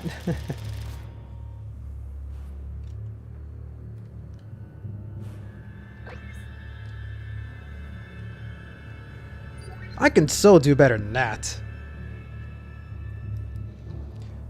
Well, here's the trick to knowing when to jump. When the camera moves, that's your signal to jump. That's it. The moment you see the camera jerk to the bottom, jump. That's the secret.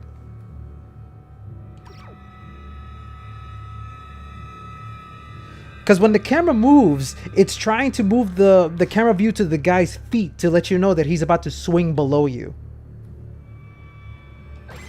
Operation 008. Operation 008. Alright, ladies and gentlemen, Exo should we atmosphere. go through and finish the game once and for all? Are you guys ready to go for the end game? because I'm actually a little bit pumped. I can do this. It's just going to be a while. I think it might take me another half hour to 40 minutes to get through all this, because we're going to go through a gauntlet of things. Things that involve minigames up the wazoo, because you know how Kami is when it comes to designing games.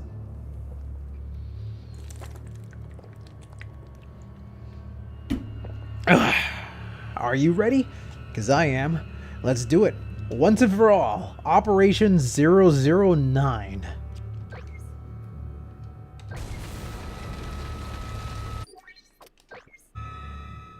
It is totally possible to get through one without the jumping, but you gotta be very lucky. You gotta be very lucky for him to, like, avoid doing that stuff. If you gotta go, well then you can go. I totally understand if people aren't going to be able to sit around and watch the whole thing. I mean, I usually stream at the most inconvenient time, which sucks when it comes to an Eastern Standard Time gamer.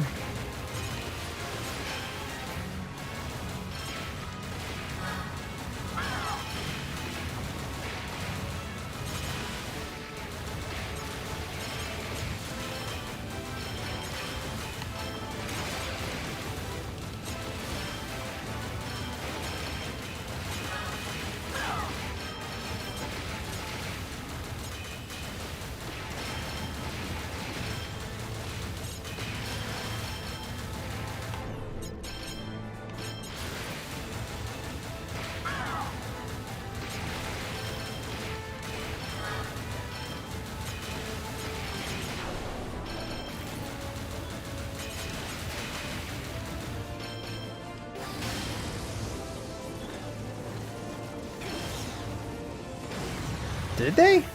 What the heck? Now why would Platinum Games retweet me? What the heck?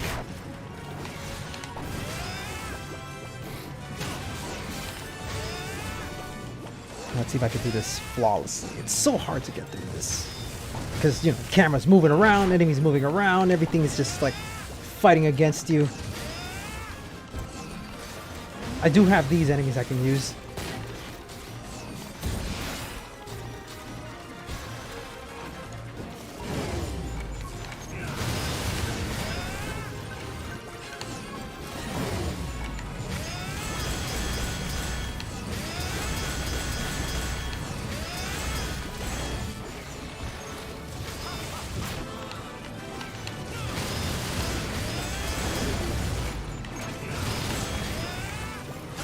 There we go. If I could just get him into the air.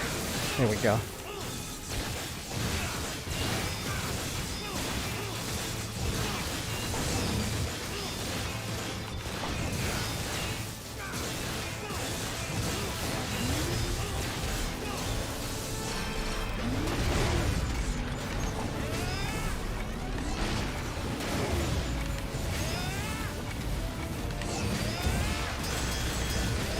Knock one cold, knock one cold. There we go. All it takes is a little brute force with the gun. Gosh.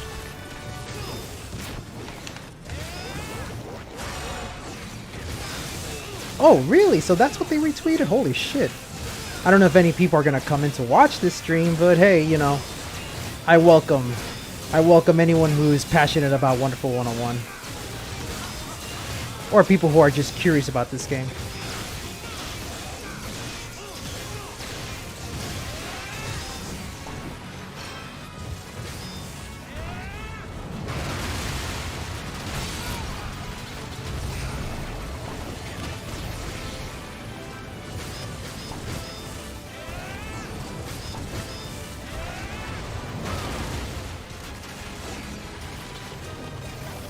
Oh yeah, this turtle. Oh.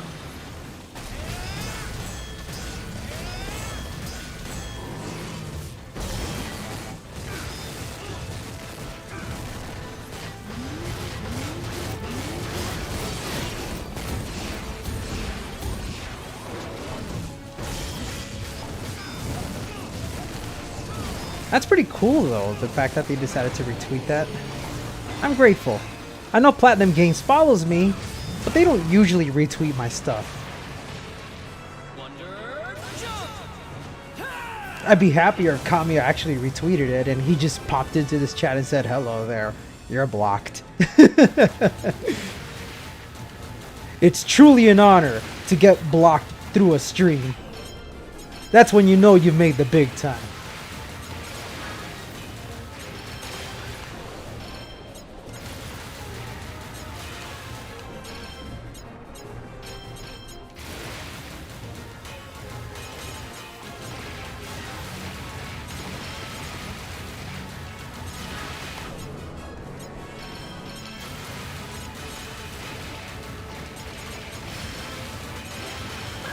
Sorry if you hear my button mashingness. I sort of have to mash like crazy to make sure I don't get hit by anything here.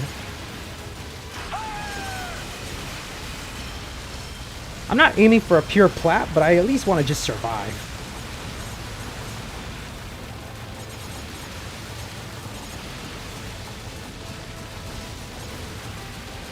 And really the real trick to this is to just keep moving. Never stay still.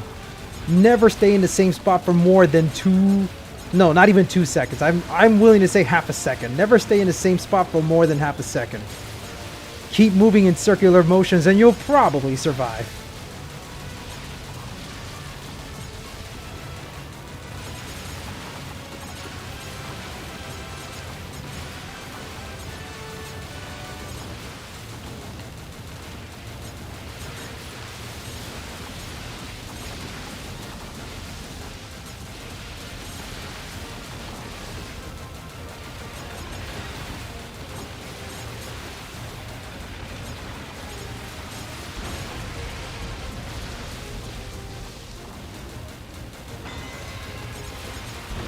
There we go. Oh, the stars. They are so beautiful. See, it's funny you mentioned Smash, because I don't, when I think Smash, I don't think button mashing. I think the clickety clacks of the GameCube sticks, which to me is a much more satisfying sound than just the button mashing. It's just as doggone gorgeous as I remember. Howdy, darling. So that's the Shirogane coming. Comet trajectory confirmed. 2,500 meters to rendezvous point. Time to get to that comet before they do and prepare to fire. Red, Alice, full speed ahead. Roger.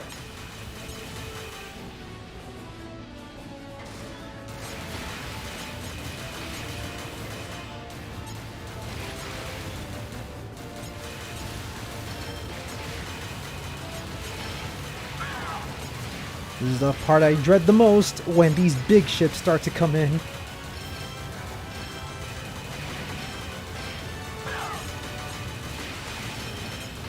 I gotta make big circular motions.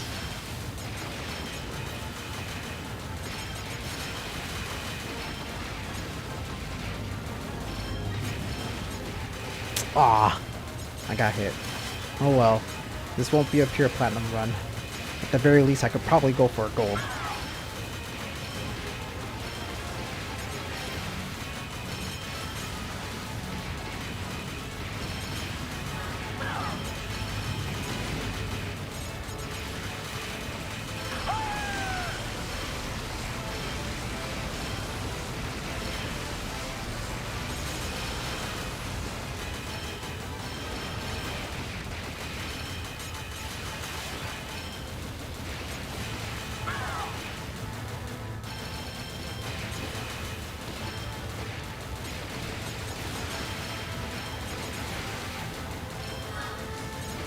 And then I believe, if I remember correctly, a boss fight appears here.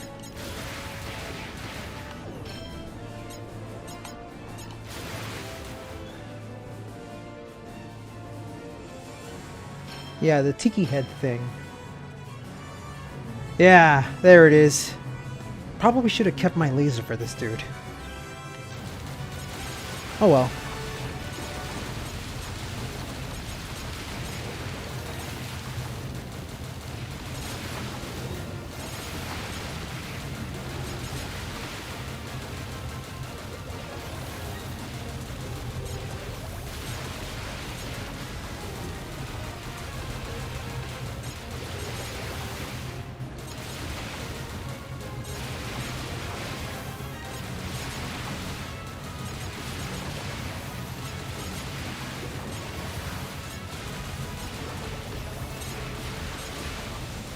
Oh wow, I got hit with something.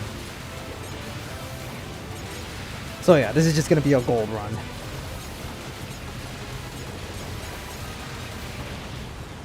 What a shame. You're doing great, dude. Oh, it's still a platinum. Okay, I'm actually kind of surprised.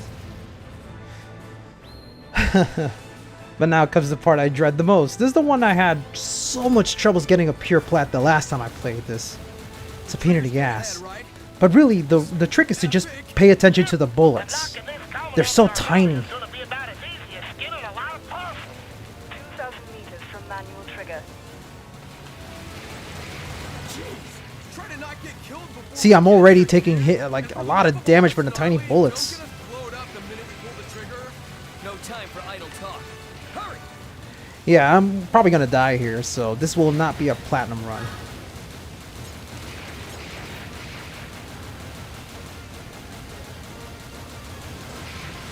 Yeah, man, those bullets are tiny as hell. There was a secret to positioning yourself properly in these fights, but it's been forever since I did a platinum run for this. See, if I was in front of those things, I probably would have an easier time dodging those bullets because I would kill them before they had a chance to shoot me.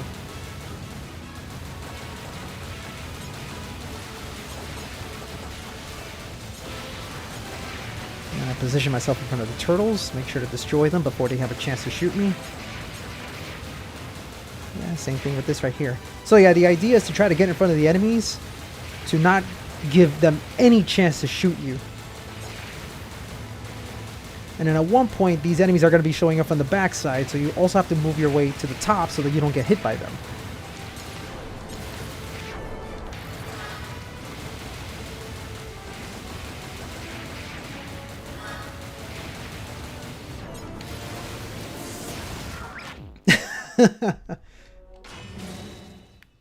So sorry for not showing you my best gameplay tonight.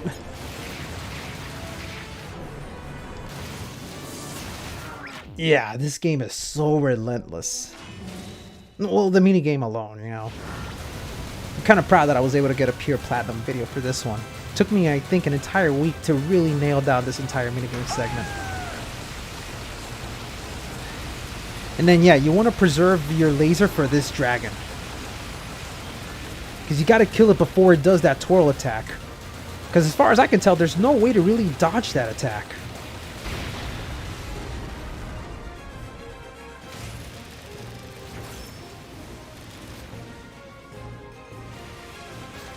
What the heck, Prof? Where's the trigger? Behind the bulkhead, you dope.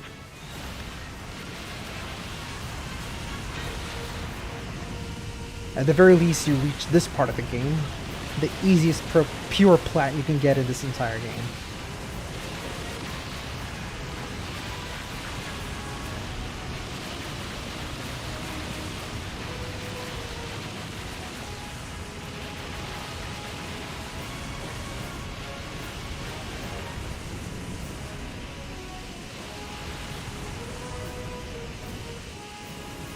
There we go.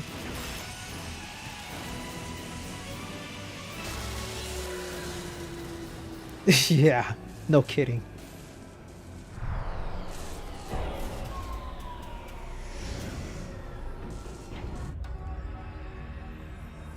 And in case you were wondering... Hey, well, what the heck? My Vorken ran!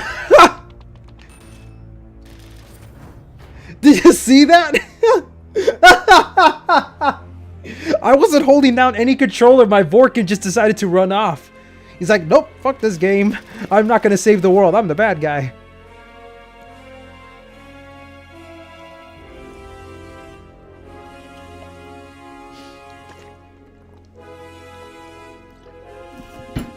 That was probably a glitch from me doing the cutscene skip.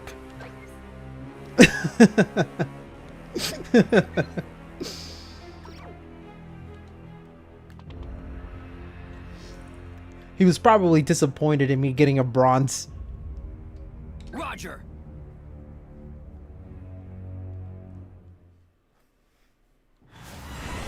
Hey, Rulo Queen, what's going on? Energy output from the planetary fortresses, Jerkmat. Okay, Time for Space Harrier round 2.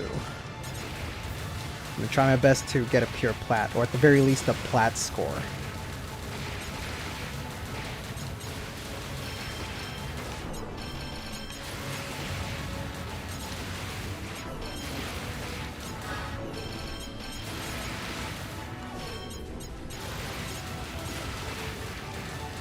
And once again, those giant ships scare the hell out of me. But as long as you keep running around in circular motion, you can get through this just fine.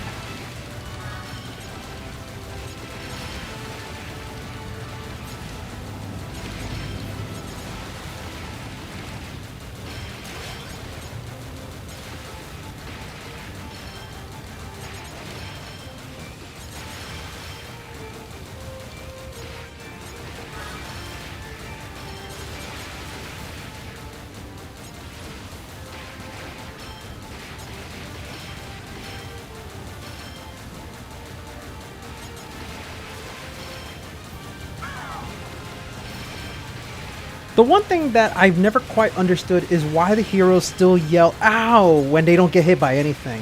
That's the one mystery that I have yet to resolve with this segment. And also, I rammed myself into the laser. That was totally my fault.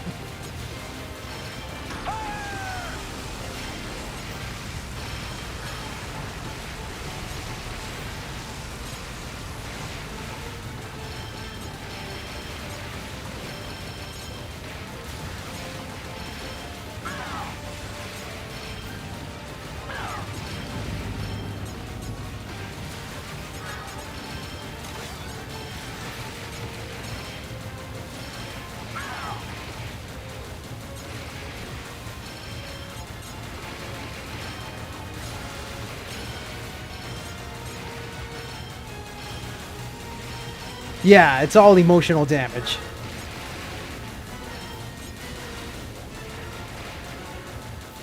It hurts from the inside when you see all the robots getting destroyed.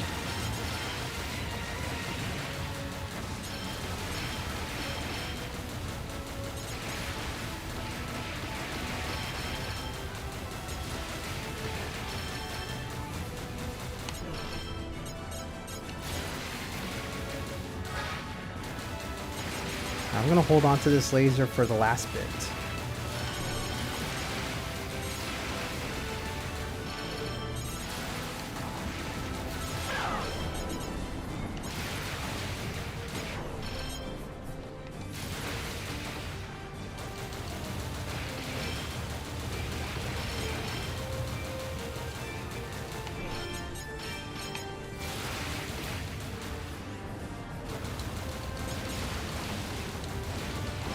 Okay, this is the boss fight here, so let me see if I can use my laser. Come on.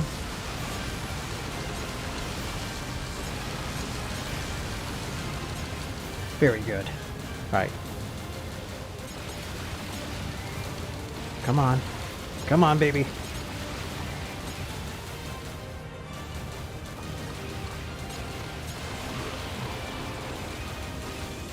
Just a couple of bullets, how to do it. There we go. Ooh, I still walked away with a platinum. Well, that's good to know. I should say that's good to know that I can take enough hits and still walk away with a platinum score.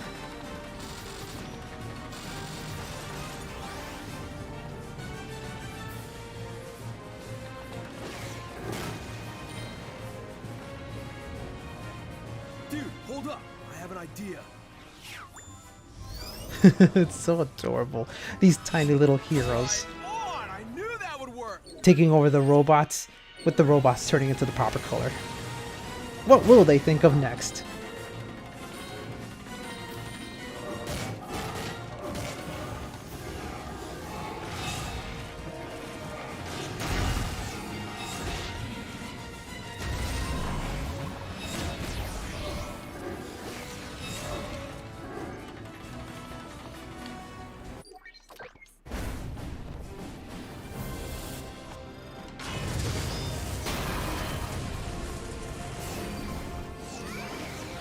Awesome. We got the team.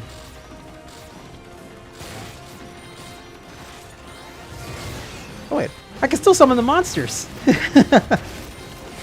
Vorken, you've done it again, and I still got hit.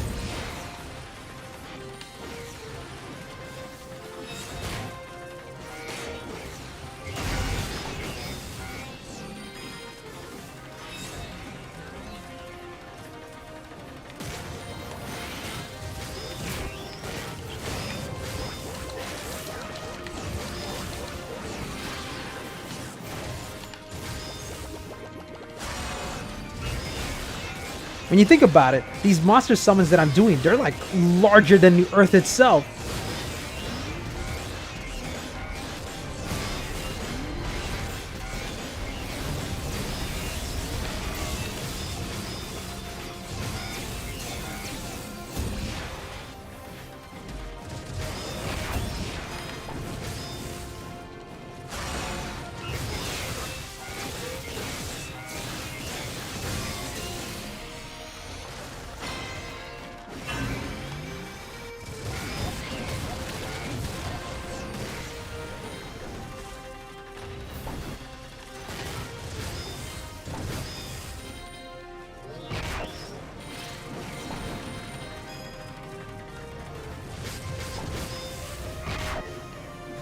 Go. Bomb is pretty easy to take care of these robots with.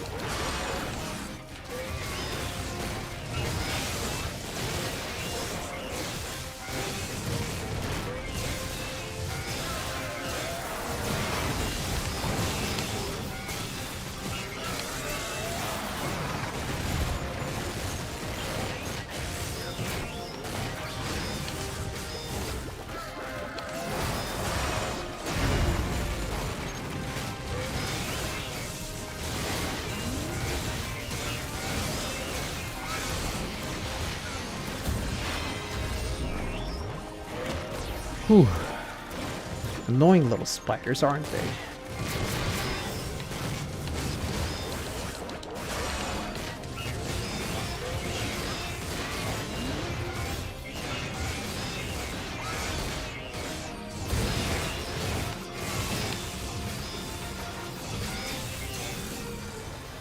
Nah, I hate that if I take them too high into the sky, they just respawn at the bottom. So I can't even do my crazy aerial combos here. I gotta make sure not to take them too high into the sky.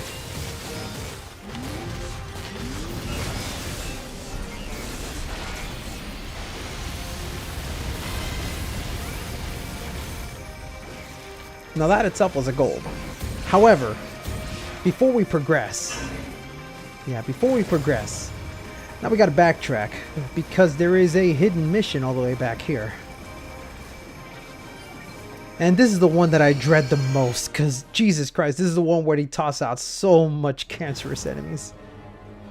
I'm talking the giant tank with those little robots that disable your morphs. Oh boy, it's a mess. So I'm going to see if I can get through this quickly using Vorken's monsters.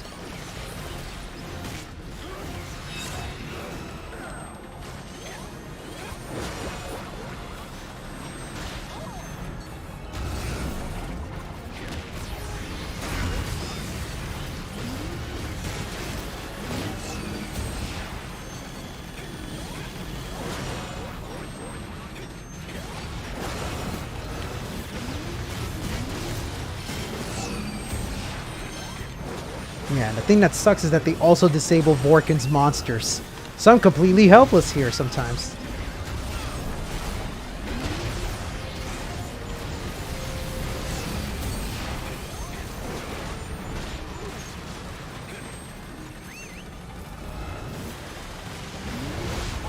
Oh, what the? I was not expecting it to... Oh, wow. Wow.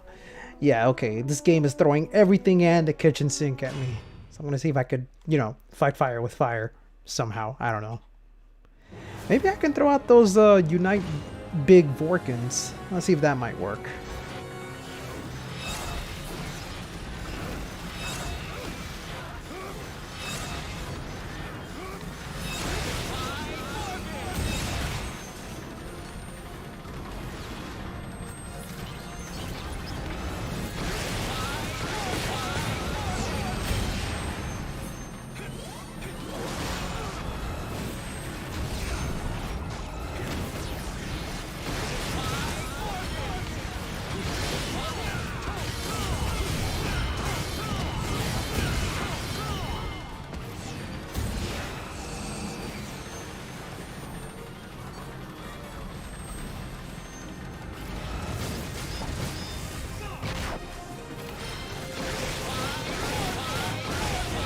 That might work.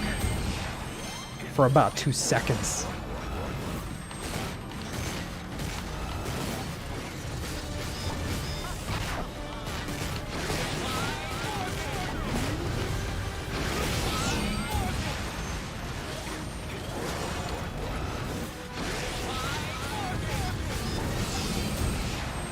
Yeah, of course. Yeah, go ahead, disable my stuff.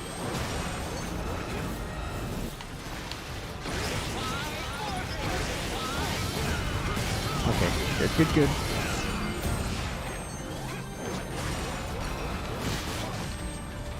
Man, all the while, the freaking machine in the distance keeps attacking me.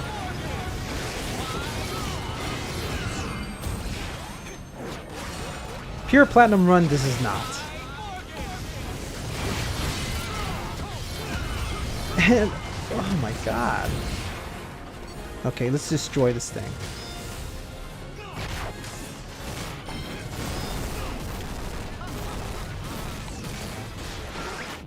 And I died. Alright, let's try that again.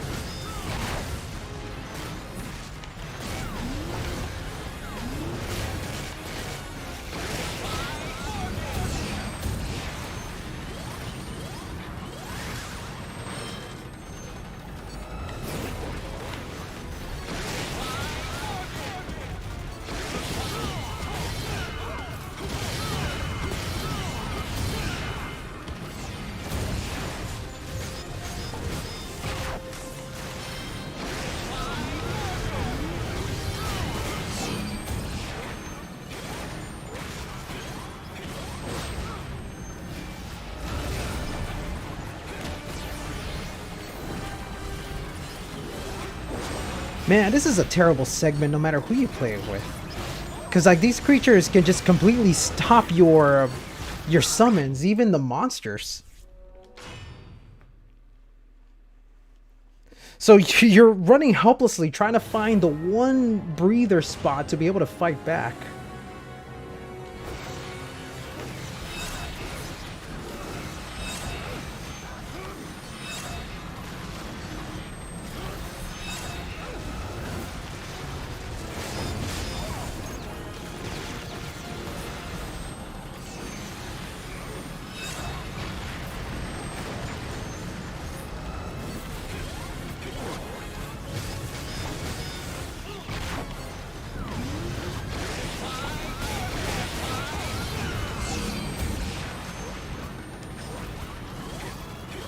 Like, seriously, who thought this was a good idea?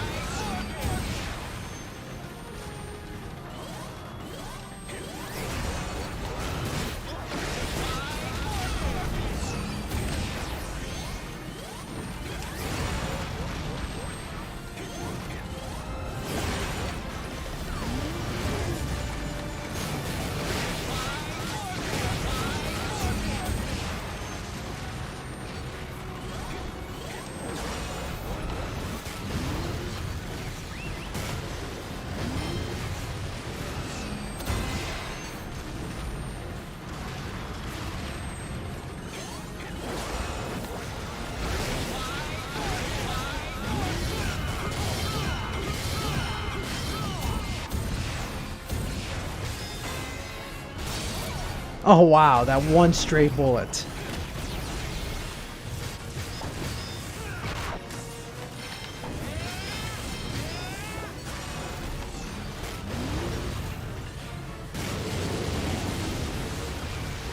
Okay, I think they're all gone.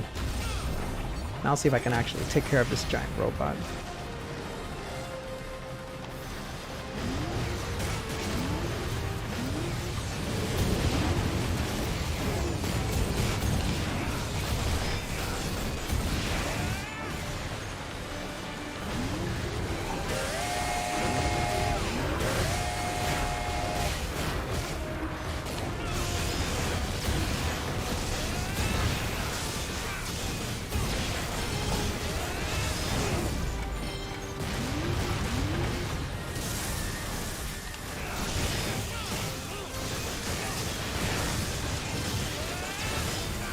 Okay, let's try to destroy this thing fast.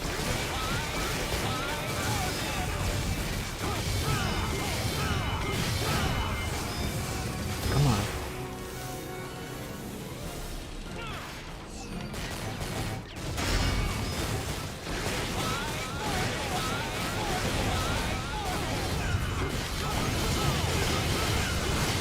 No way! If I remember right, they don't affect Boomerang, do they? That's a good question. Let me see if I can try that out. Maybe it may or may not. I don't know, but I can certainly try that out.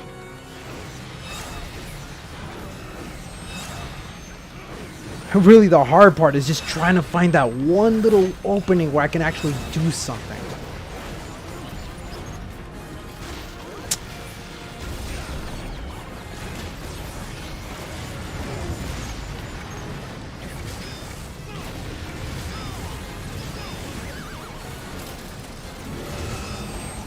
Nope. Boomerang goes away.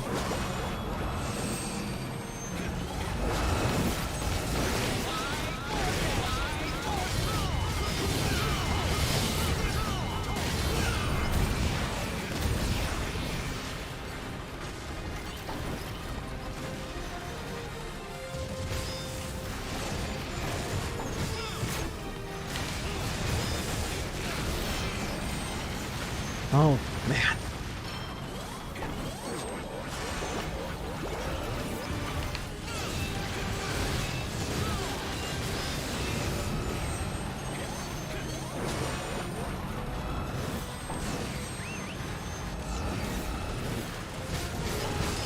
Come on! I was about to throw out my weapon.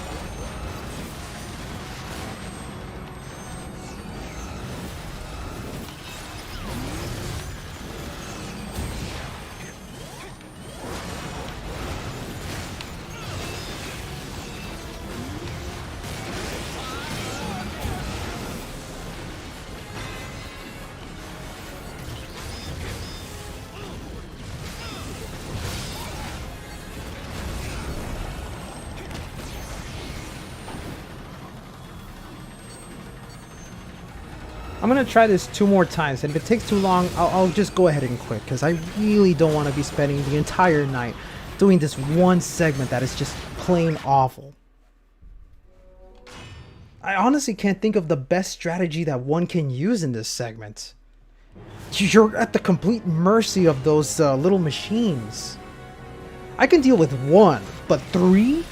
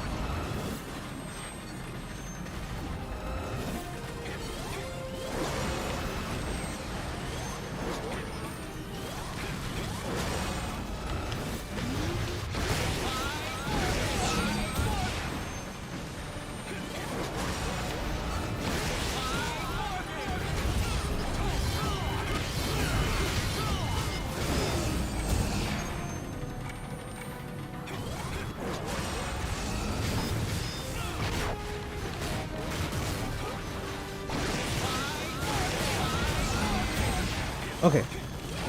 I have plenty of life, and I should be able to take the rest of them out and be able to focus on... Hold on. There we go. Okay, now I could deal with this big dude.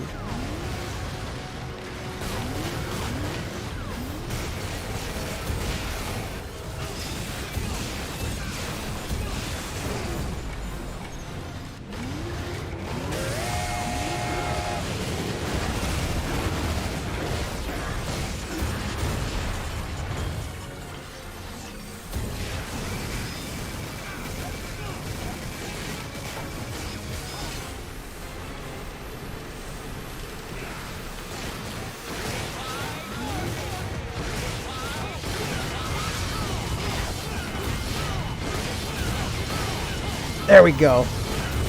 Once you're at the top, it's just a matter of summoning every monster at once. I'll take that gold. I'd rather a gold than nothing at this point.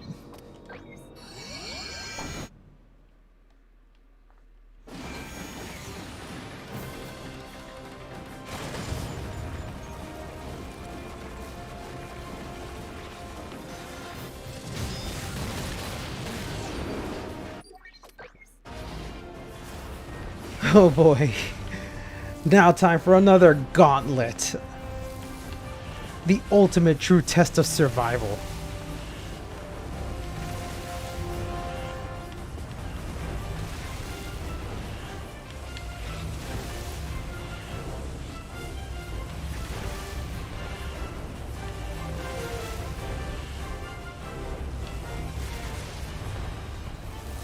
Everyone all right, team? By the skin of our teeth. But dude, the bulkheads are closing.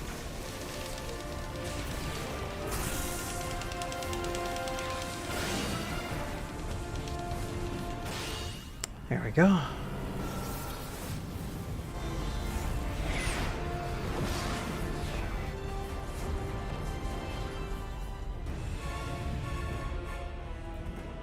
These junk matter readings are higher than anything on... Unite Glider!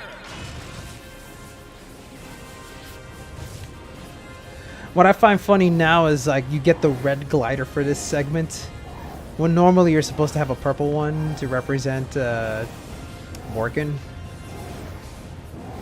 But for story purposes, I think they left it red here.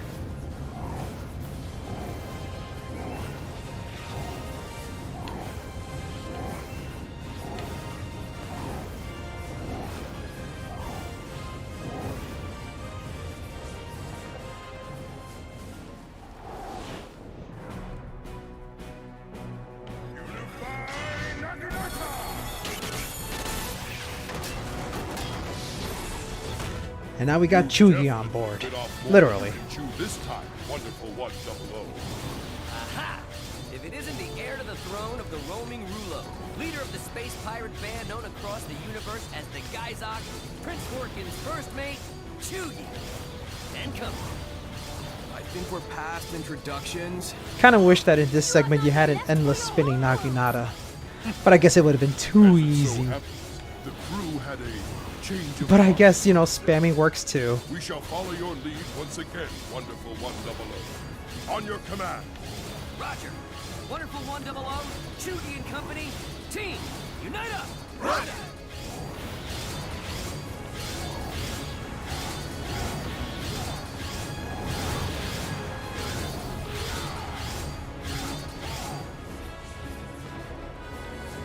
So how are we supposed to get down? We need a human shield. Blue, you have the thickest skull. Lead the way. Only an idiot would go first. I nominate green.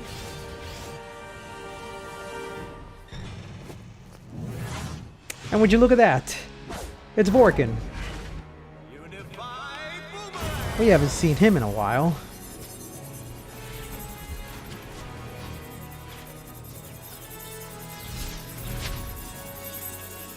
But now comes the extra fun part. Avoid the lasers. Thankfully, everything else you can deflect without a problem. But lasers? Nah. Touch one and you're instantly dead. If I mess up here, I gotta start all over again. So let's not do that.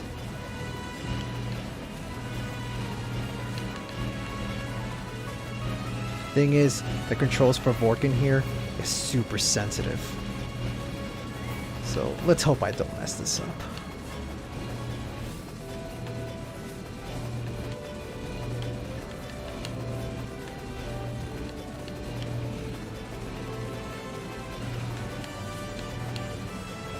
There we go. Beautiful.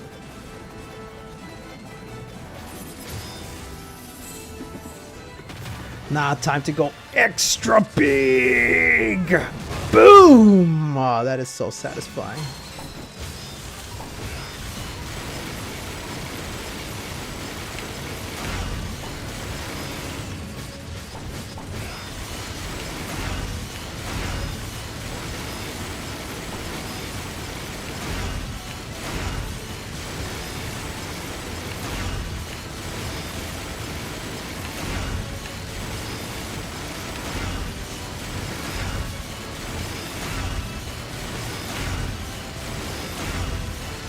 There we go. That's one down.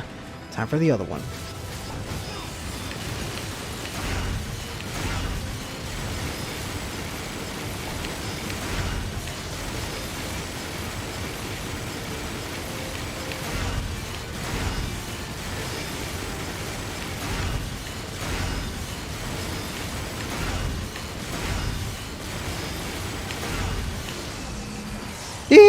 No!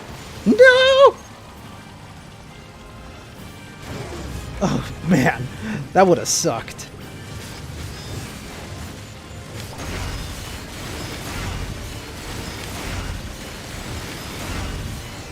No! No! No! You don't get to do that! Oh, fuck me. Oh, I still got the Ukemi. Yes! Yeah. Oh my god, my heart is about to explode.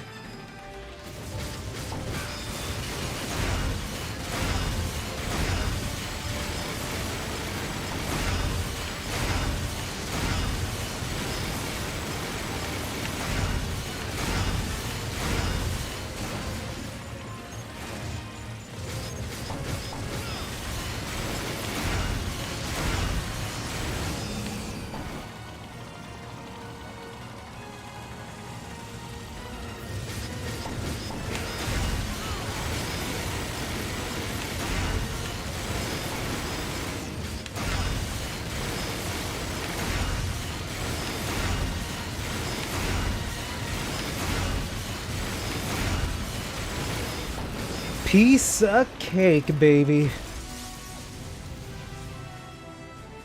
Well, that shield generator won't be...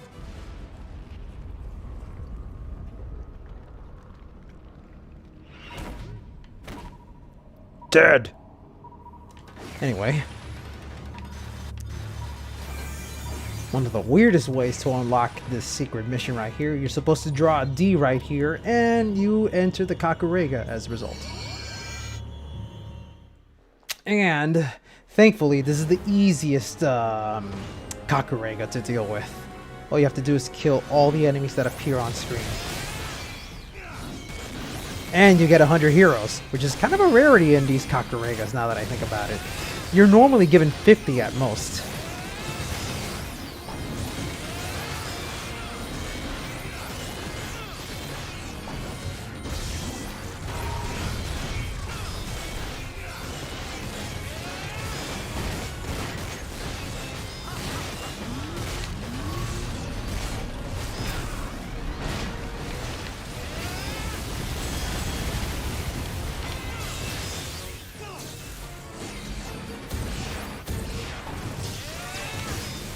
Get over here. Yeah, easy peasy.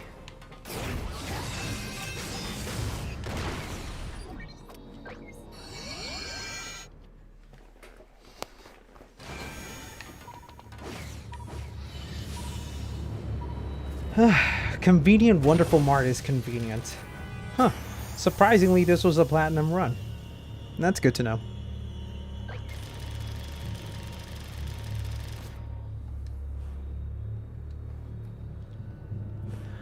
Alright, ladies and gents, we have made it to the final boss. Let's see if we can break the final boss with Vorken.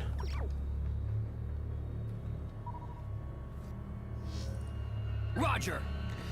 Let's do it, my friends. Let's kick some ass.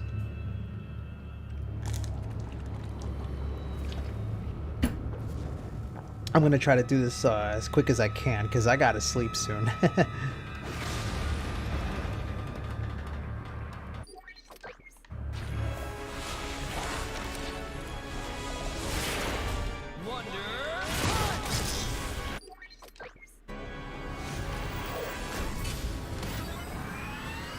So glad I can skip this cutscene now.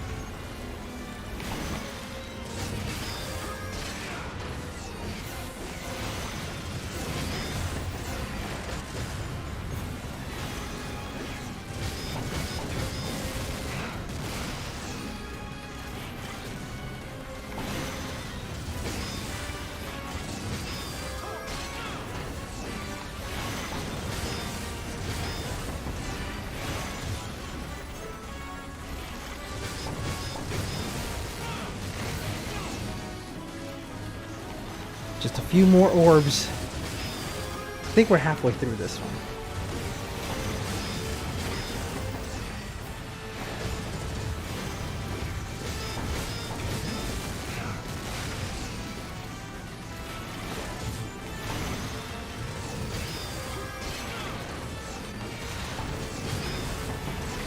Okay, that's the last one.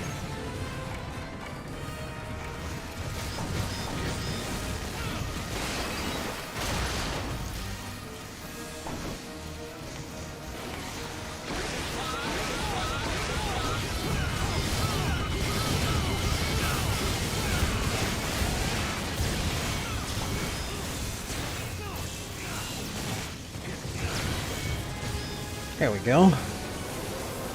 That part is always the easy part. And this bit is kind of easy too. You just have to make sure not to get hit at all while they're talking about the backstory.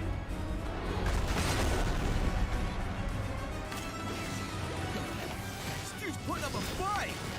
If we don't hurry, this whole place will crash into the earth! You're already too late. And since you're doomed, I suppose there's no harm in telling you the truth about your destroyers before you perish. In the chronology of your world, the Gesture Federation comes from 1,500 years in the future. Dude, 1,500 years? The future? Oh, who is going to believe a machine that's come back through time to terminate the saviors of the planet?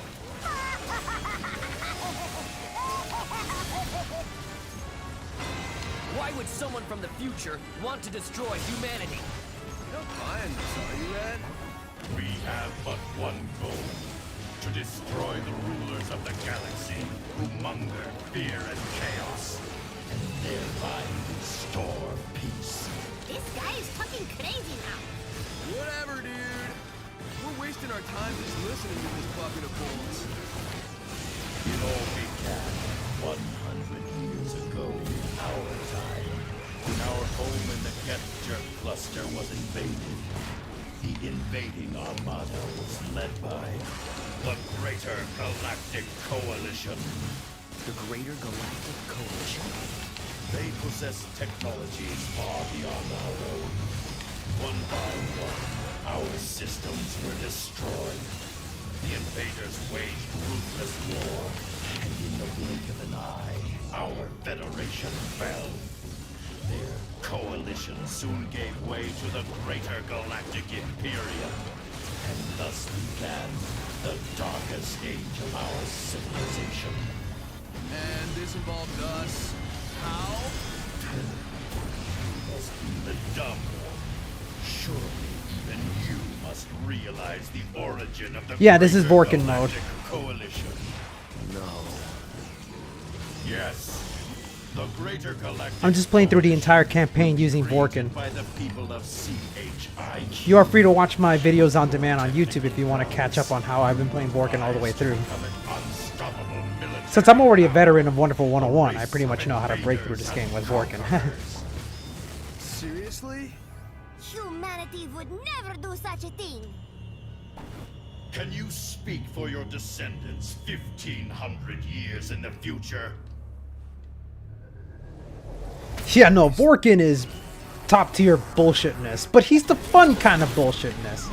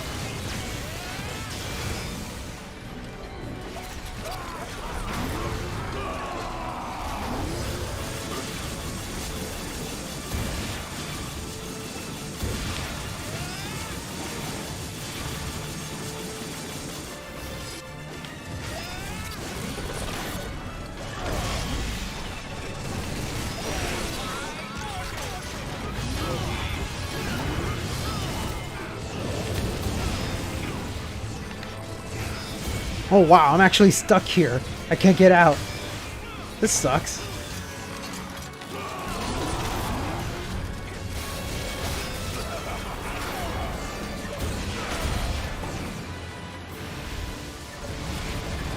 Come on, hit me with that hammer one more time. I double triple dog dare you.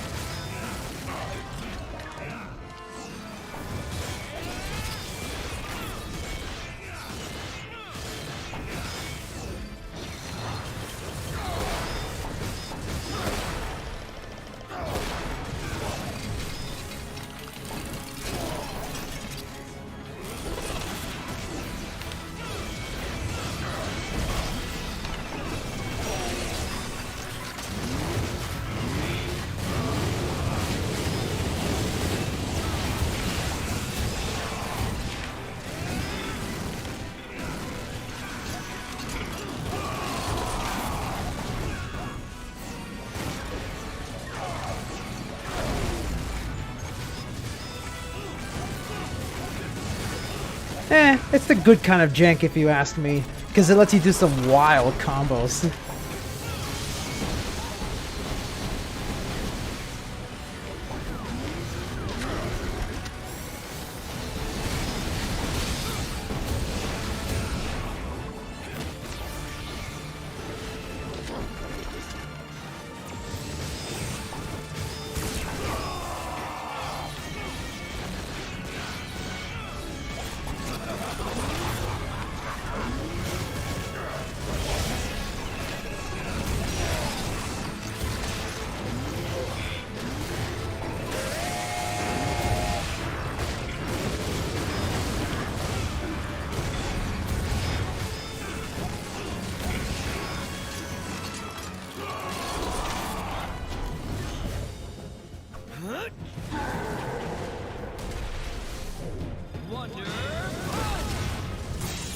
Oh no, his fist is more powerful than my fist. Time for extra fist power.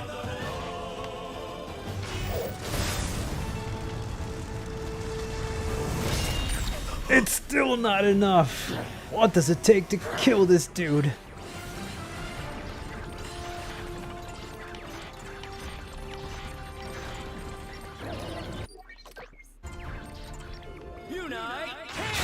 Okay, so not only do we need fist, we also need a ship that doubles as a gun. I'm not skipping this. 100% wonderful ultimate grand finale virgin victory cannon. I just love the delivery on that line. Whoever voiced Wonder Red must have had the time of his life. I believe his name is Charlie Schlatter. Fantastic voice actor. Oh boy, now comes the extra fun part. The bit that Kamiya likes to throw in to try to make people's heads... to try to turn people's heads around and make everyone angry. It took me a while to perfect this segment when I was doing the pure platinum run. Really, this boils down to memorization.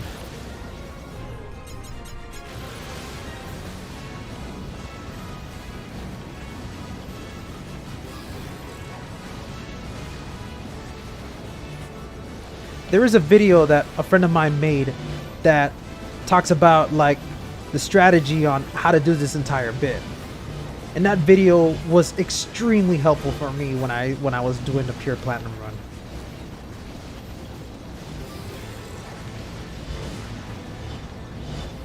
But even then, pro players like me will still mess this up.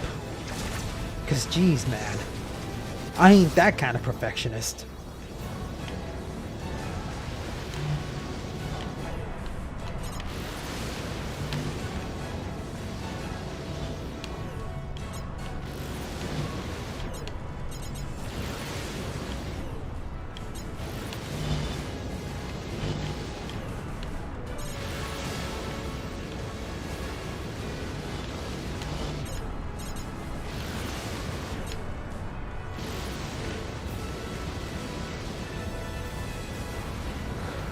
It would be much easier if there were checkpoints. No argument here. I'm not sure if they'll be able to implement that through an update. Do you think it's possible that they can add checkpoints? I'm certain with enough time they could probably add that in, but I'm almost certain they won't. Just because Kamiya's like, ask your mom.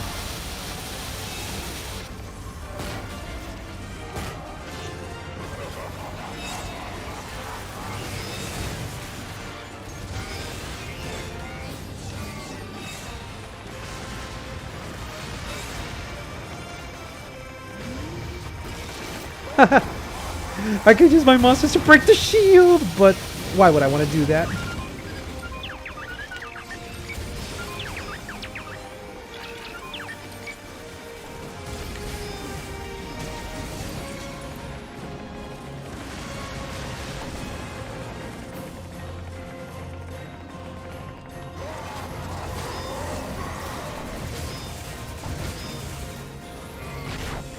There we go. Make a big enough bubble to get everyone inside.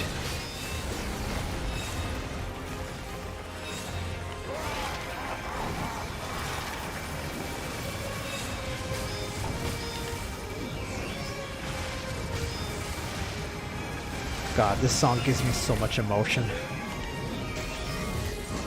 It's enough to make a manly man cry.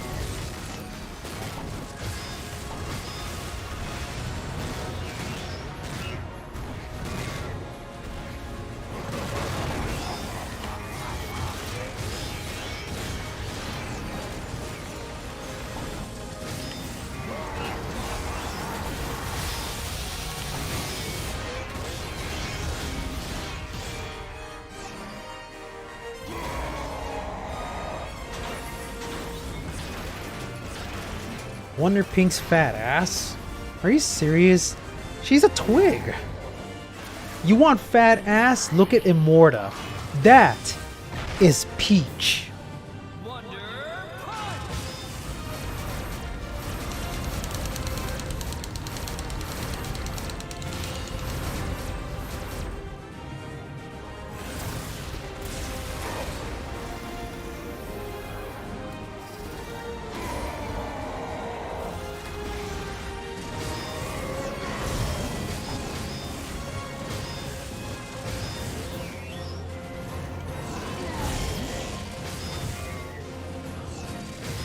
I wonder if I could summon my monsters here.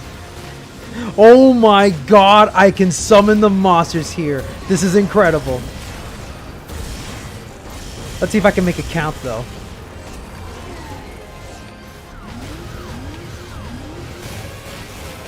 Oh my god, this is incredible.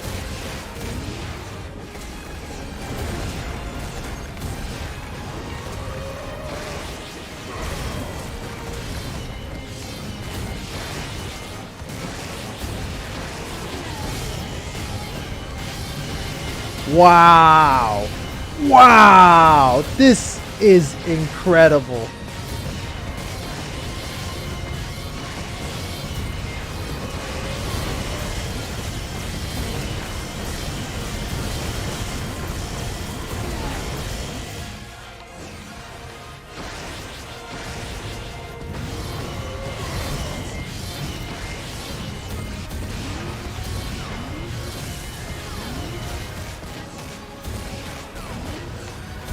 Just shoot every rocket! Fire up the base cannon. Fire.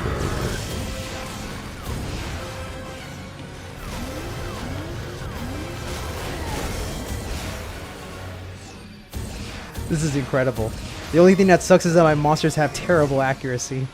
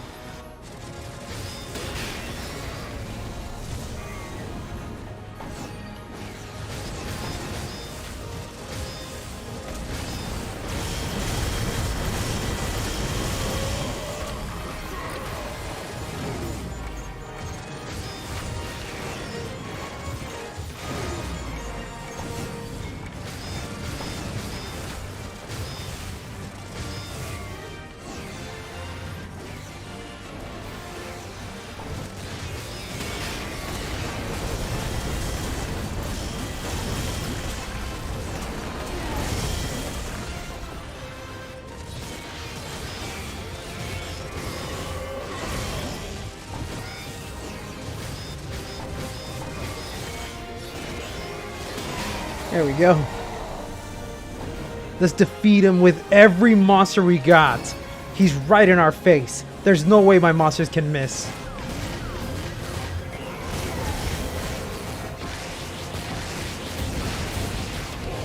There we go. Oh my god. So much jank. This is incredible. I'm so glad I was able to end that on a good note.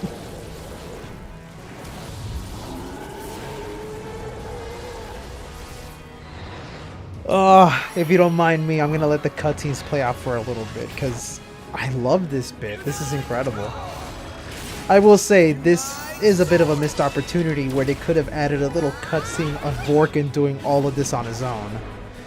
But again, like I said in the previous streams, beggars can't be choosers. I mean, as is, I think this is a nice addition. I wasn't expecting like some grand alternate storyline or anything. I mean, this is DLC for a game that came out 8 years ago. Okay, I can go ahead and skip this bit. But not this one. At this rate, we don't stand a chance of stopping this scrap heap.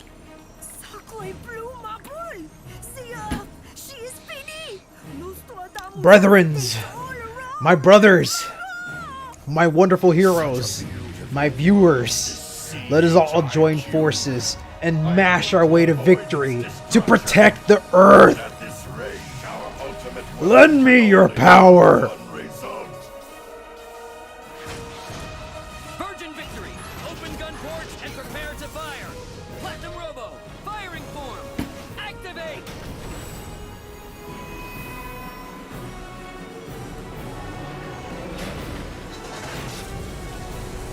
I like how even my controller's like vibrating really strongly. Like, listen to it.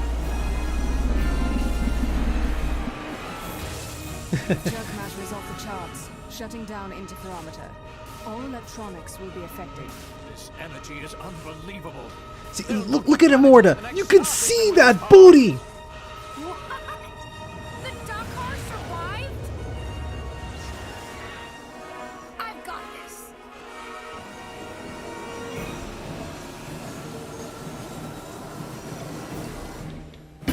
I told Bot you came in just in time to watch this finale.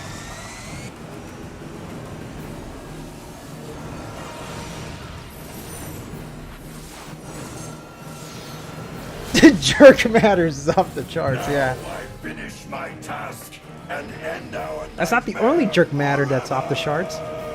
Alright, here we go. One Time thing to is button certain, mash like Bingo. crazy. Our quest for justice will last far longer than today. CHIQ Mama Buster! Fire!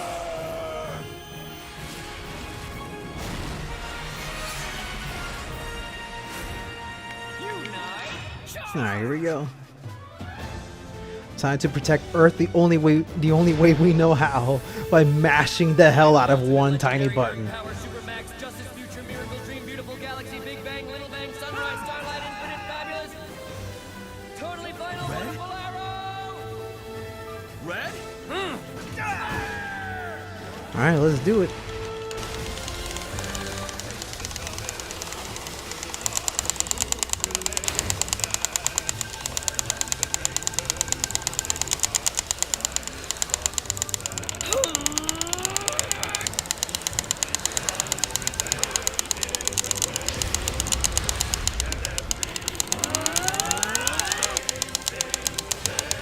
There we go.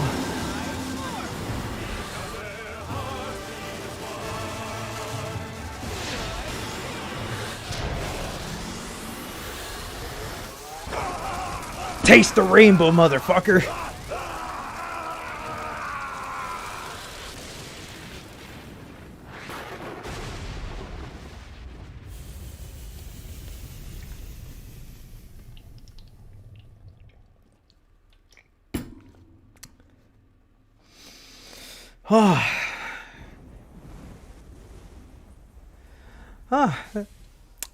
Did I mention I love this game?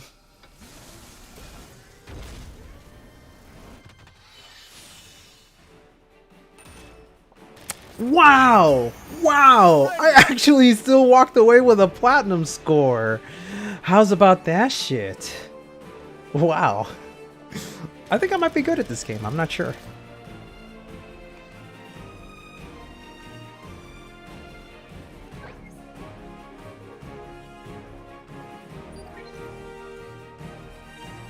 But unfortunately, I'm not going to save over my score because my old score is a pure plat.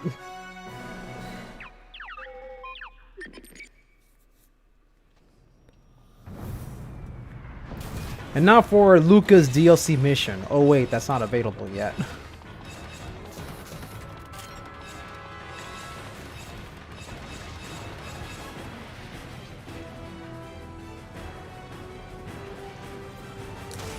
So you're playing RE4? That's pretty cool. It's been a while since I played RE4 actually. One idea that I had in my mind was to do a Resident Evil stream. Maybe someday.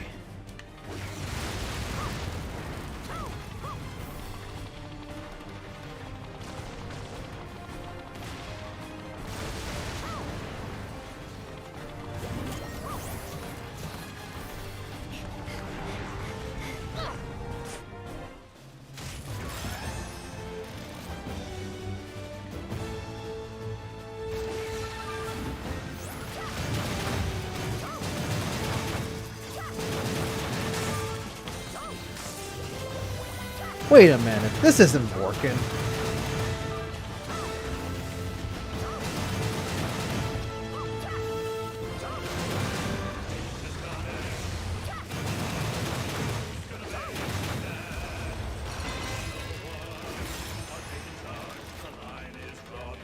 Halloween is right around the corner. Yeah, actually.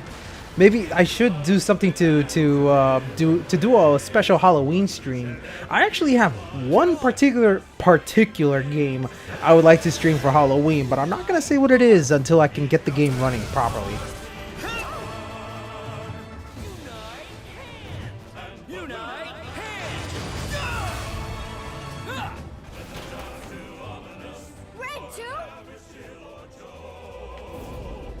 They go anonymous and watch their powers grow.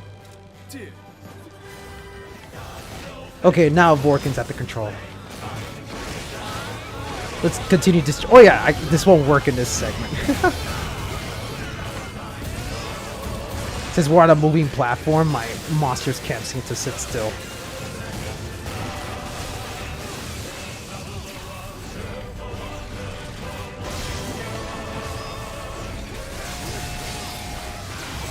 Oh no! I am not gonna get hit by this dude. And I got hit by this dude.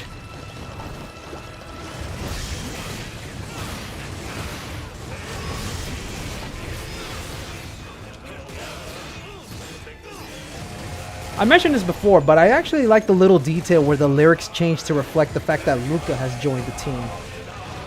It's such a nice little detail. You don't notice it because of the chaos going on, and you just sort of assume it's the same song that plays the whole time. But it's that little detail that I love about this game. There's just so much charm packed into this game.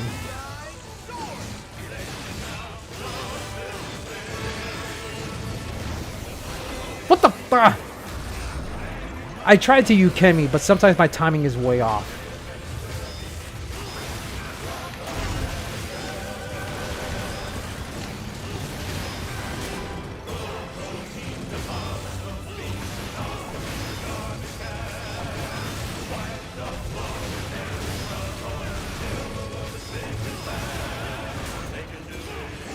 They can do it.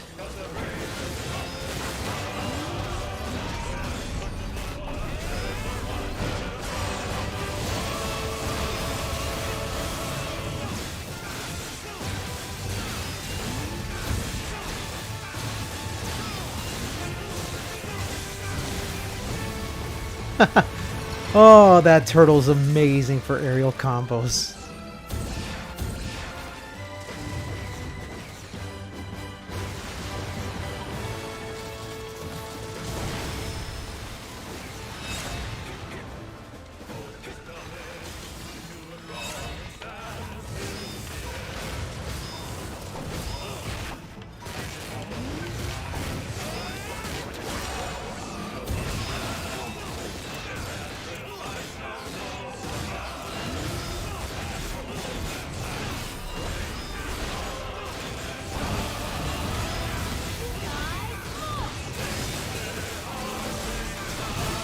Oh boy.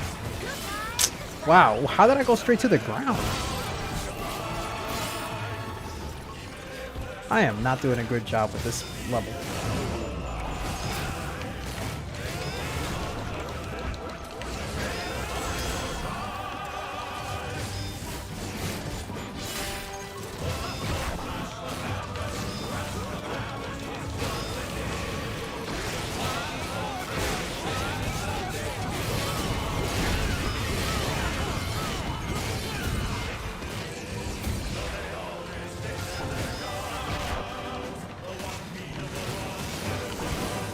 Just freaking bomb liner them.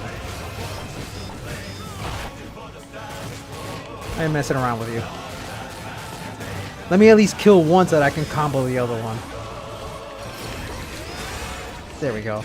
Alright, now let's have a little fun.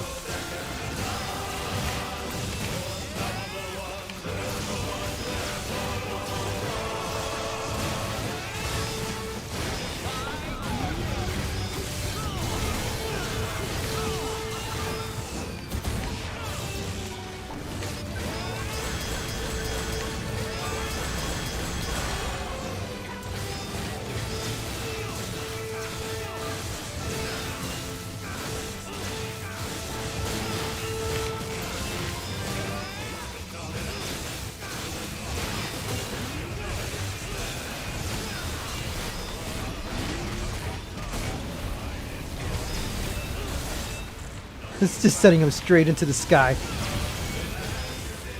Just like that. That is beautiful.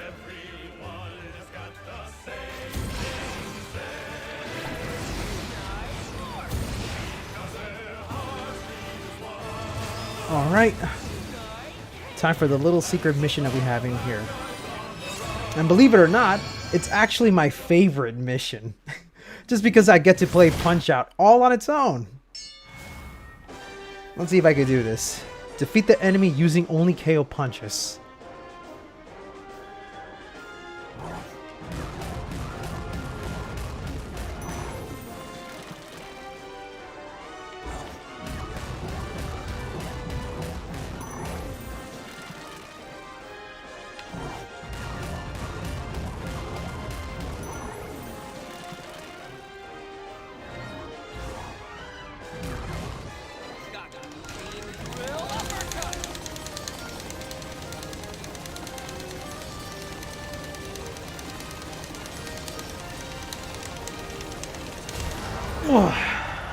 I cannot do it fast enough.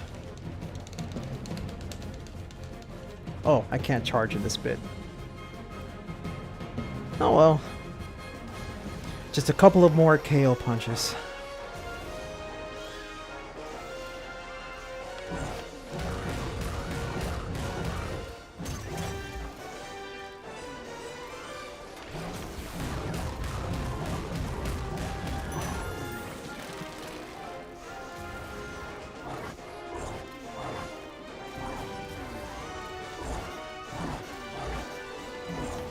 Oh, too early.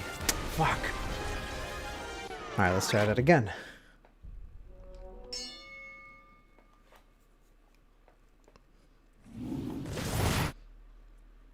I'm so glad there's no longer a penalty for dying in these CUHRAYZEE. Probably one of the best things that Platinum Games did for this remaster.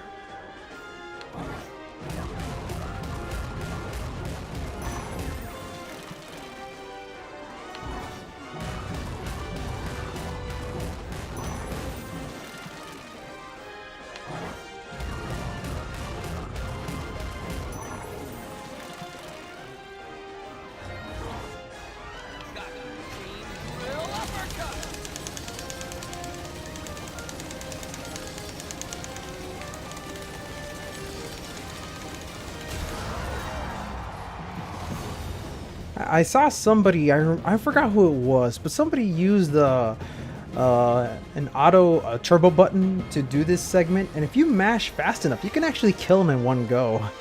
Unfortunately, I am not that fast. I used to be fast, but then I got older.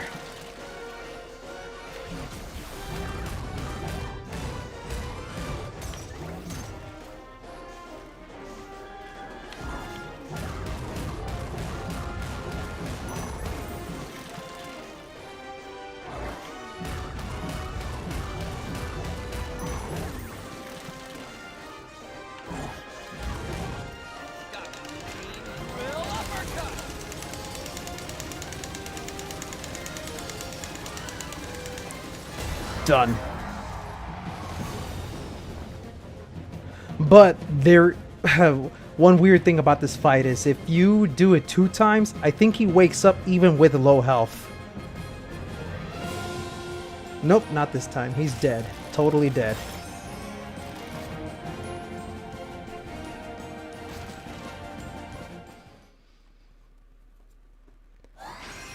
Awesome. No more bashing from me for the rest of this stream. Thank God. I think my muscles are about to spasm out of control.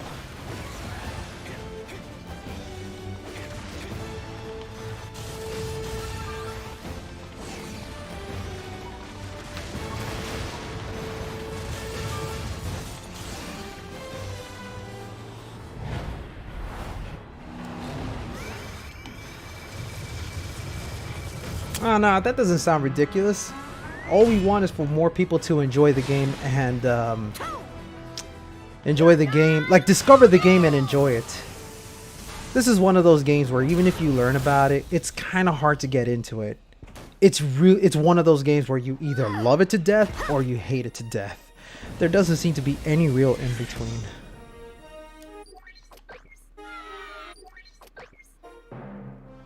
Oh, thank God you can skip that cutscene. Before you couldn't. You had to watch all the characters talking and then you get to the newspaper segment. Good to know that even these bits can be skipped now.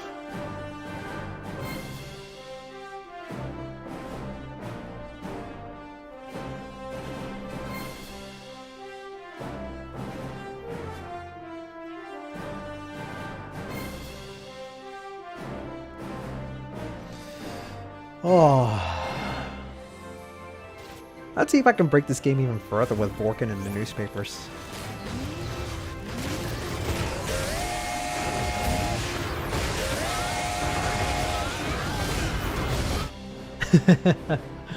Oh, it's gonna be one of those bits.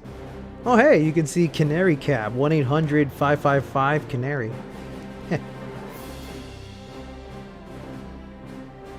There are only 101 of us that love this game.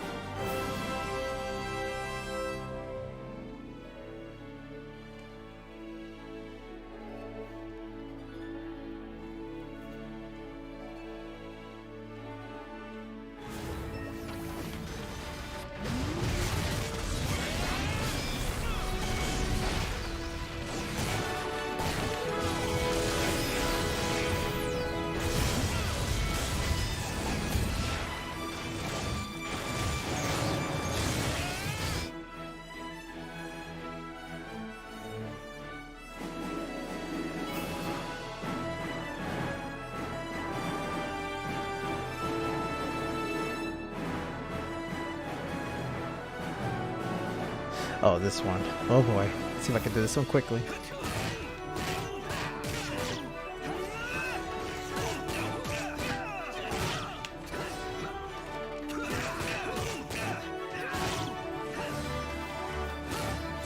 There we go. Oh wait, this is still another button mashing segment here. There, I think that's the last QTE mash. No more, please, no! Stop it, Kamiya.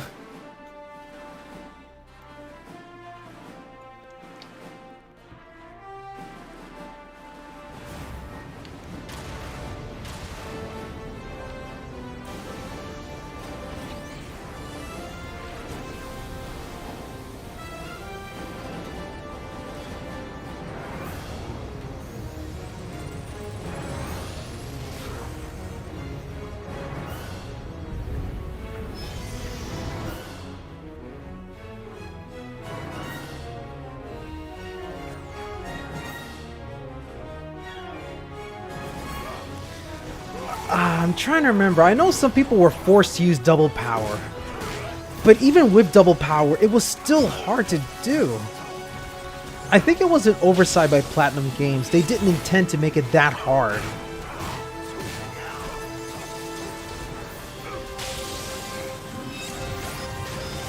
What I find funny is that when they found out about the mistake, they decided to fix it and make it so that the combo score requirement is so low that you deliberately need to get 0 points to get something lower than a platinum.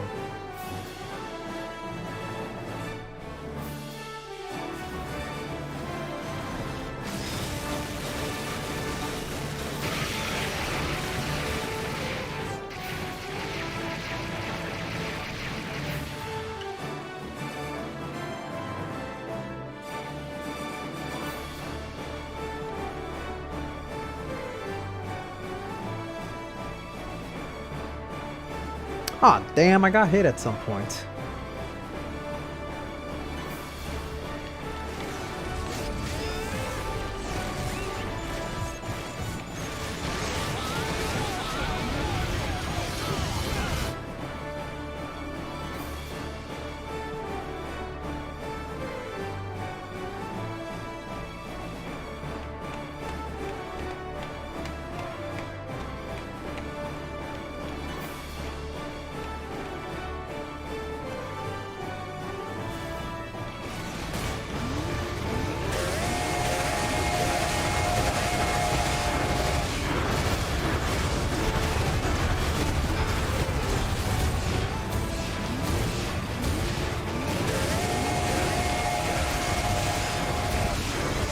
think that may be the fastest time I've ever killed a crab.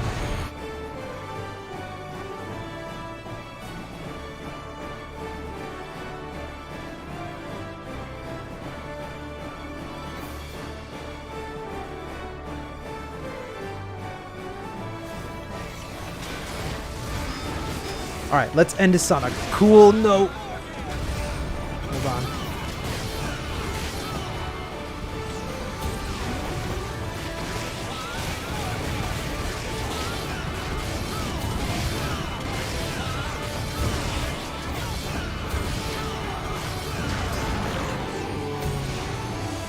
There we go.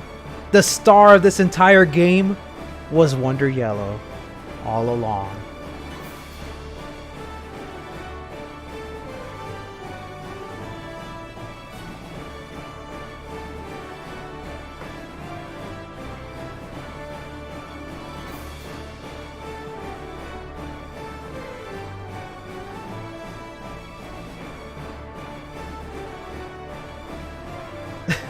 Vorken does all the hard work, and Wonder Yellow steals the newspaper spotlight.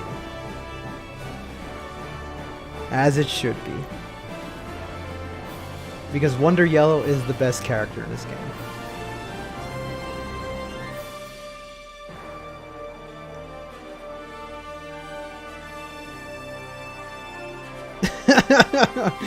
We may never find out what his catchphrase is. If anything, I think the closest we can say, the closest we get to a catchphrase is him going, "Red is red." This is funny.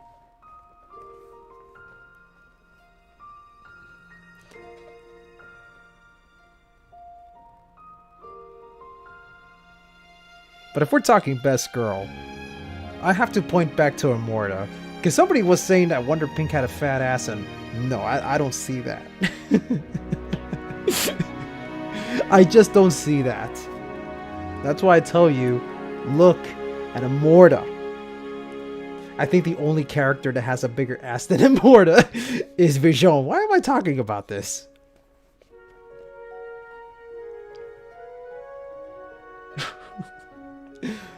Anyway, that was the entire campaign for the Prince Vorkken. From the very beginning to the very end. I gotta say, for a very simple DLC character, I think Vorken definitely adds a lot to the game. It may not be a substantial amount of new content, you know, like I know some people were expecting a brand new storyline or, you know, some changes to the game like fighting against Wonder Red in place of Vorken when you are Vorken. I would have liked that, but again, beggars can't be choosers, you know. But for what it's worth, what we got here is truly an incredible addition. You know, like I think Vorken adds a very unique playstyle that has you thinking a little bit more outside the box, just because you can't use regular Unite morphs, or I should say multi-Unite morphs.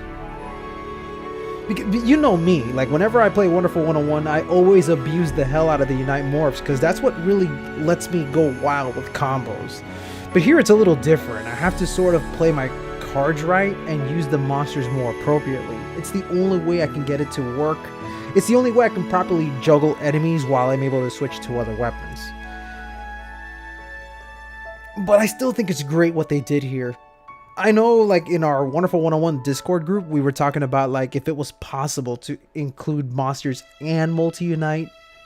And I'm sure there is a way to make it work. I know, what's his name? Oh my god, the name escapes me. I'm so sorry. I know it was something 64. He mentioned that you could right-click the right stick in order to summon the monsters in place of pressing the Y button for the multi-unite button that summons the monsters, which I think would be a great way to make it work. But it's kind of obvious that Platinum Games wanted the monsters to be the selling point with Vorken. So I totally understand why they limited Vorken to just the monster summoning, but I still think it's a great addition regardless. Your face will be forever masked. Your tomb will be forever unknown. You truly are a wonderful one.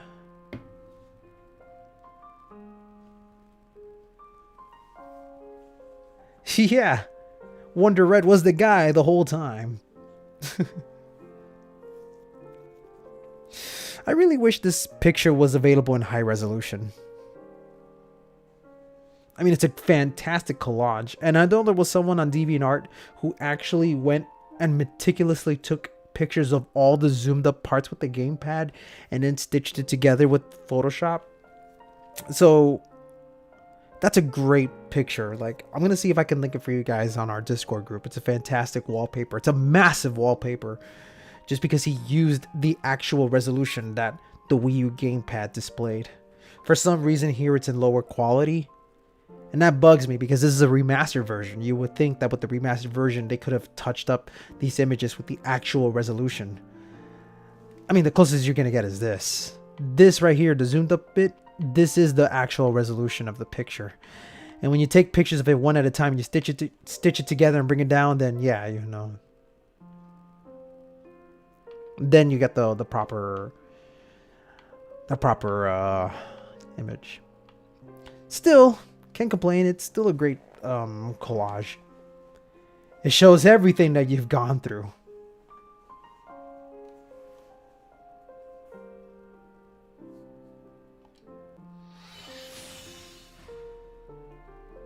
There it is. That's the one. That link you just posted, Flyshift. Thank you very, very much for posting that. Damn, man. I got 3 gold. I'm slipping up here, man.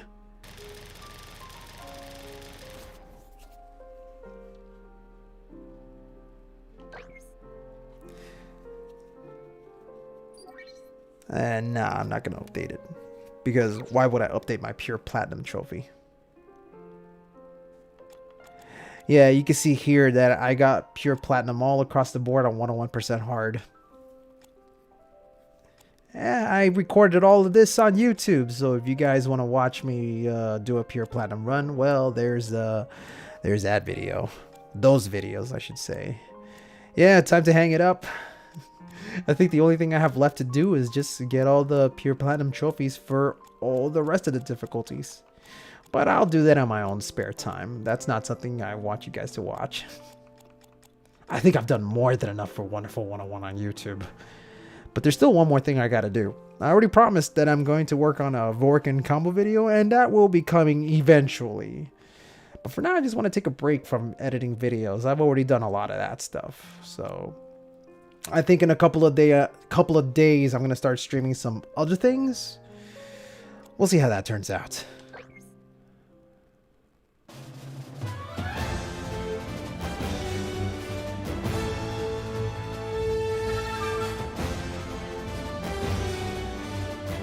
Really, the only thing I'm waiting for right now is the second wave of the Kickstarter reward. I'm supposed to be getting my pendant at some point in the future, along with the art book. Supposedly, the art book is being put together by Studio Trigger, which is why they get a shout out in the credits here. And also, that book, that art book, is where all of our names are going to be featured. All the people who backed the game through Kickstarter. Hopefully we hear more information on that soon.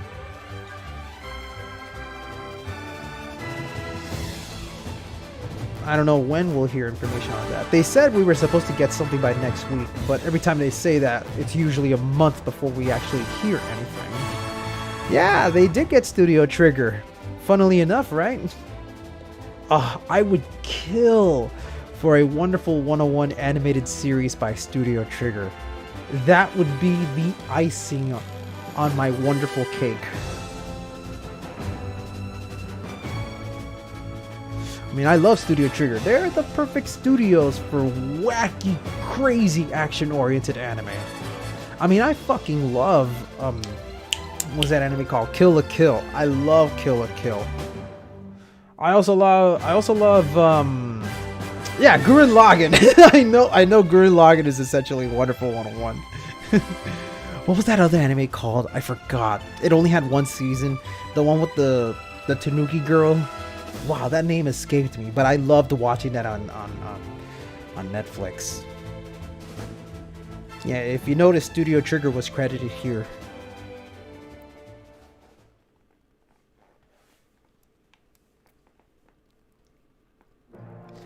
Anyway, that'll do it. That'll do it for tonight. I think I'm pretty much done with Wonderful 101 at this point. In terms of streaming. Not that I'm actually done with the game in general, because I'm always going to be playing this game forever and ever and ever. Every day, I gotta live my life through Wonderful 101. But this is where I say my goodbyes. So, for those of you all who decided to stick around and watch me goof around and be a silly dumbass, I thank you all so very, very, very much. You guys know how much I love this game, and you know how much I love you all. I know you all adore this game as much as I do. You all are awesome. Yes! BNA! That's what it was called, BNA. Yes, thank you for reminding me. You know what, I'm gonna go back and watch that anime series again. I thought it was pretty cool. I love the character designs for that anime.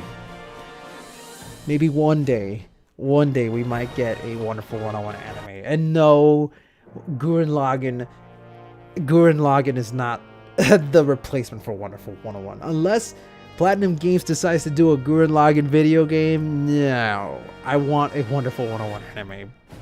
But whatever. Anyway, you guys are all really cool. Thank you for stopping on by. Good night, everybody. And as always, stay wonderful.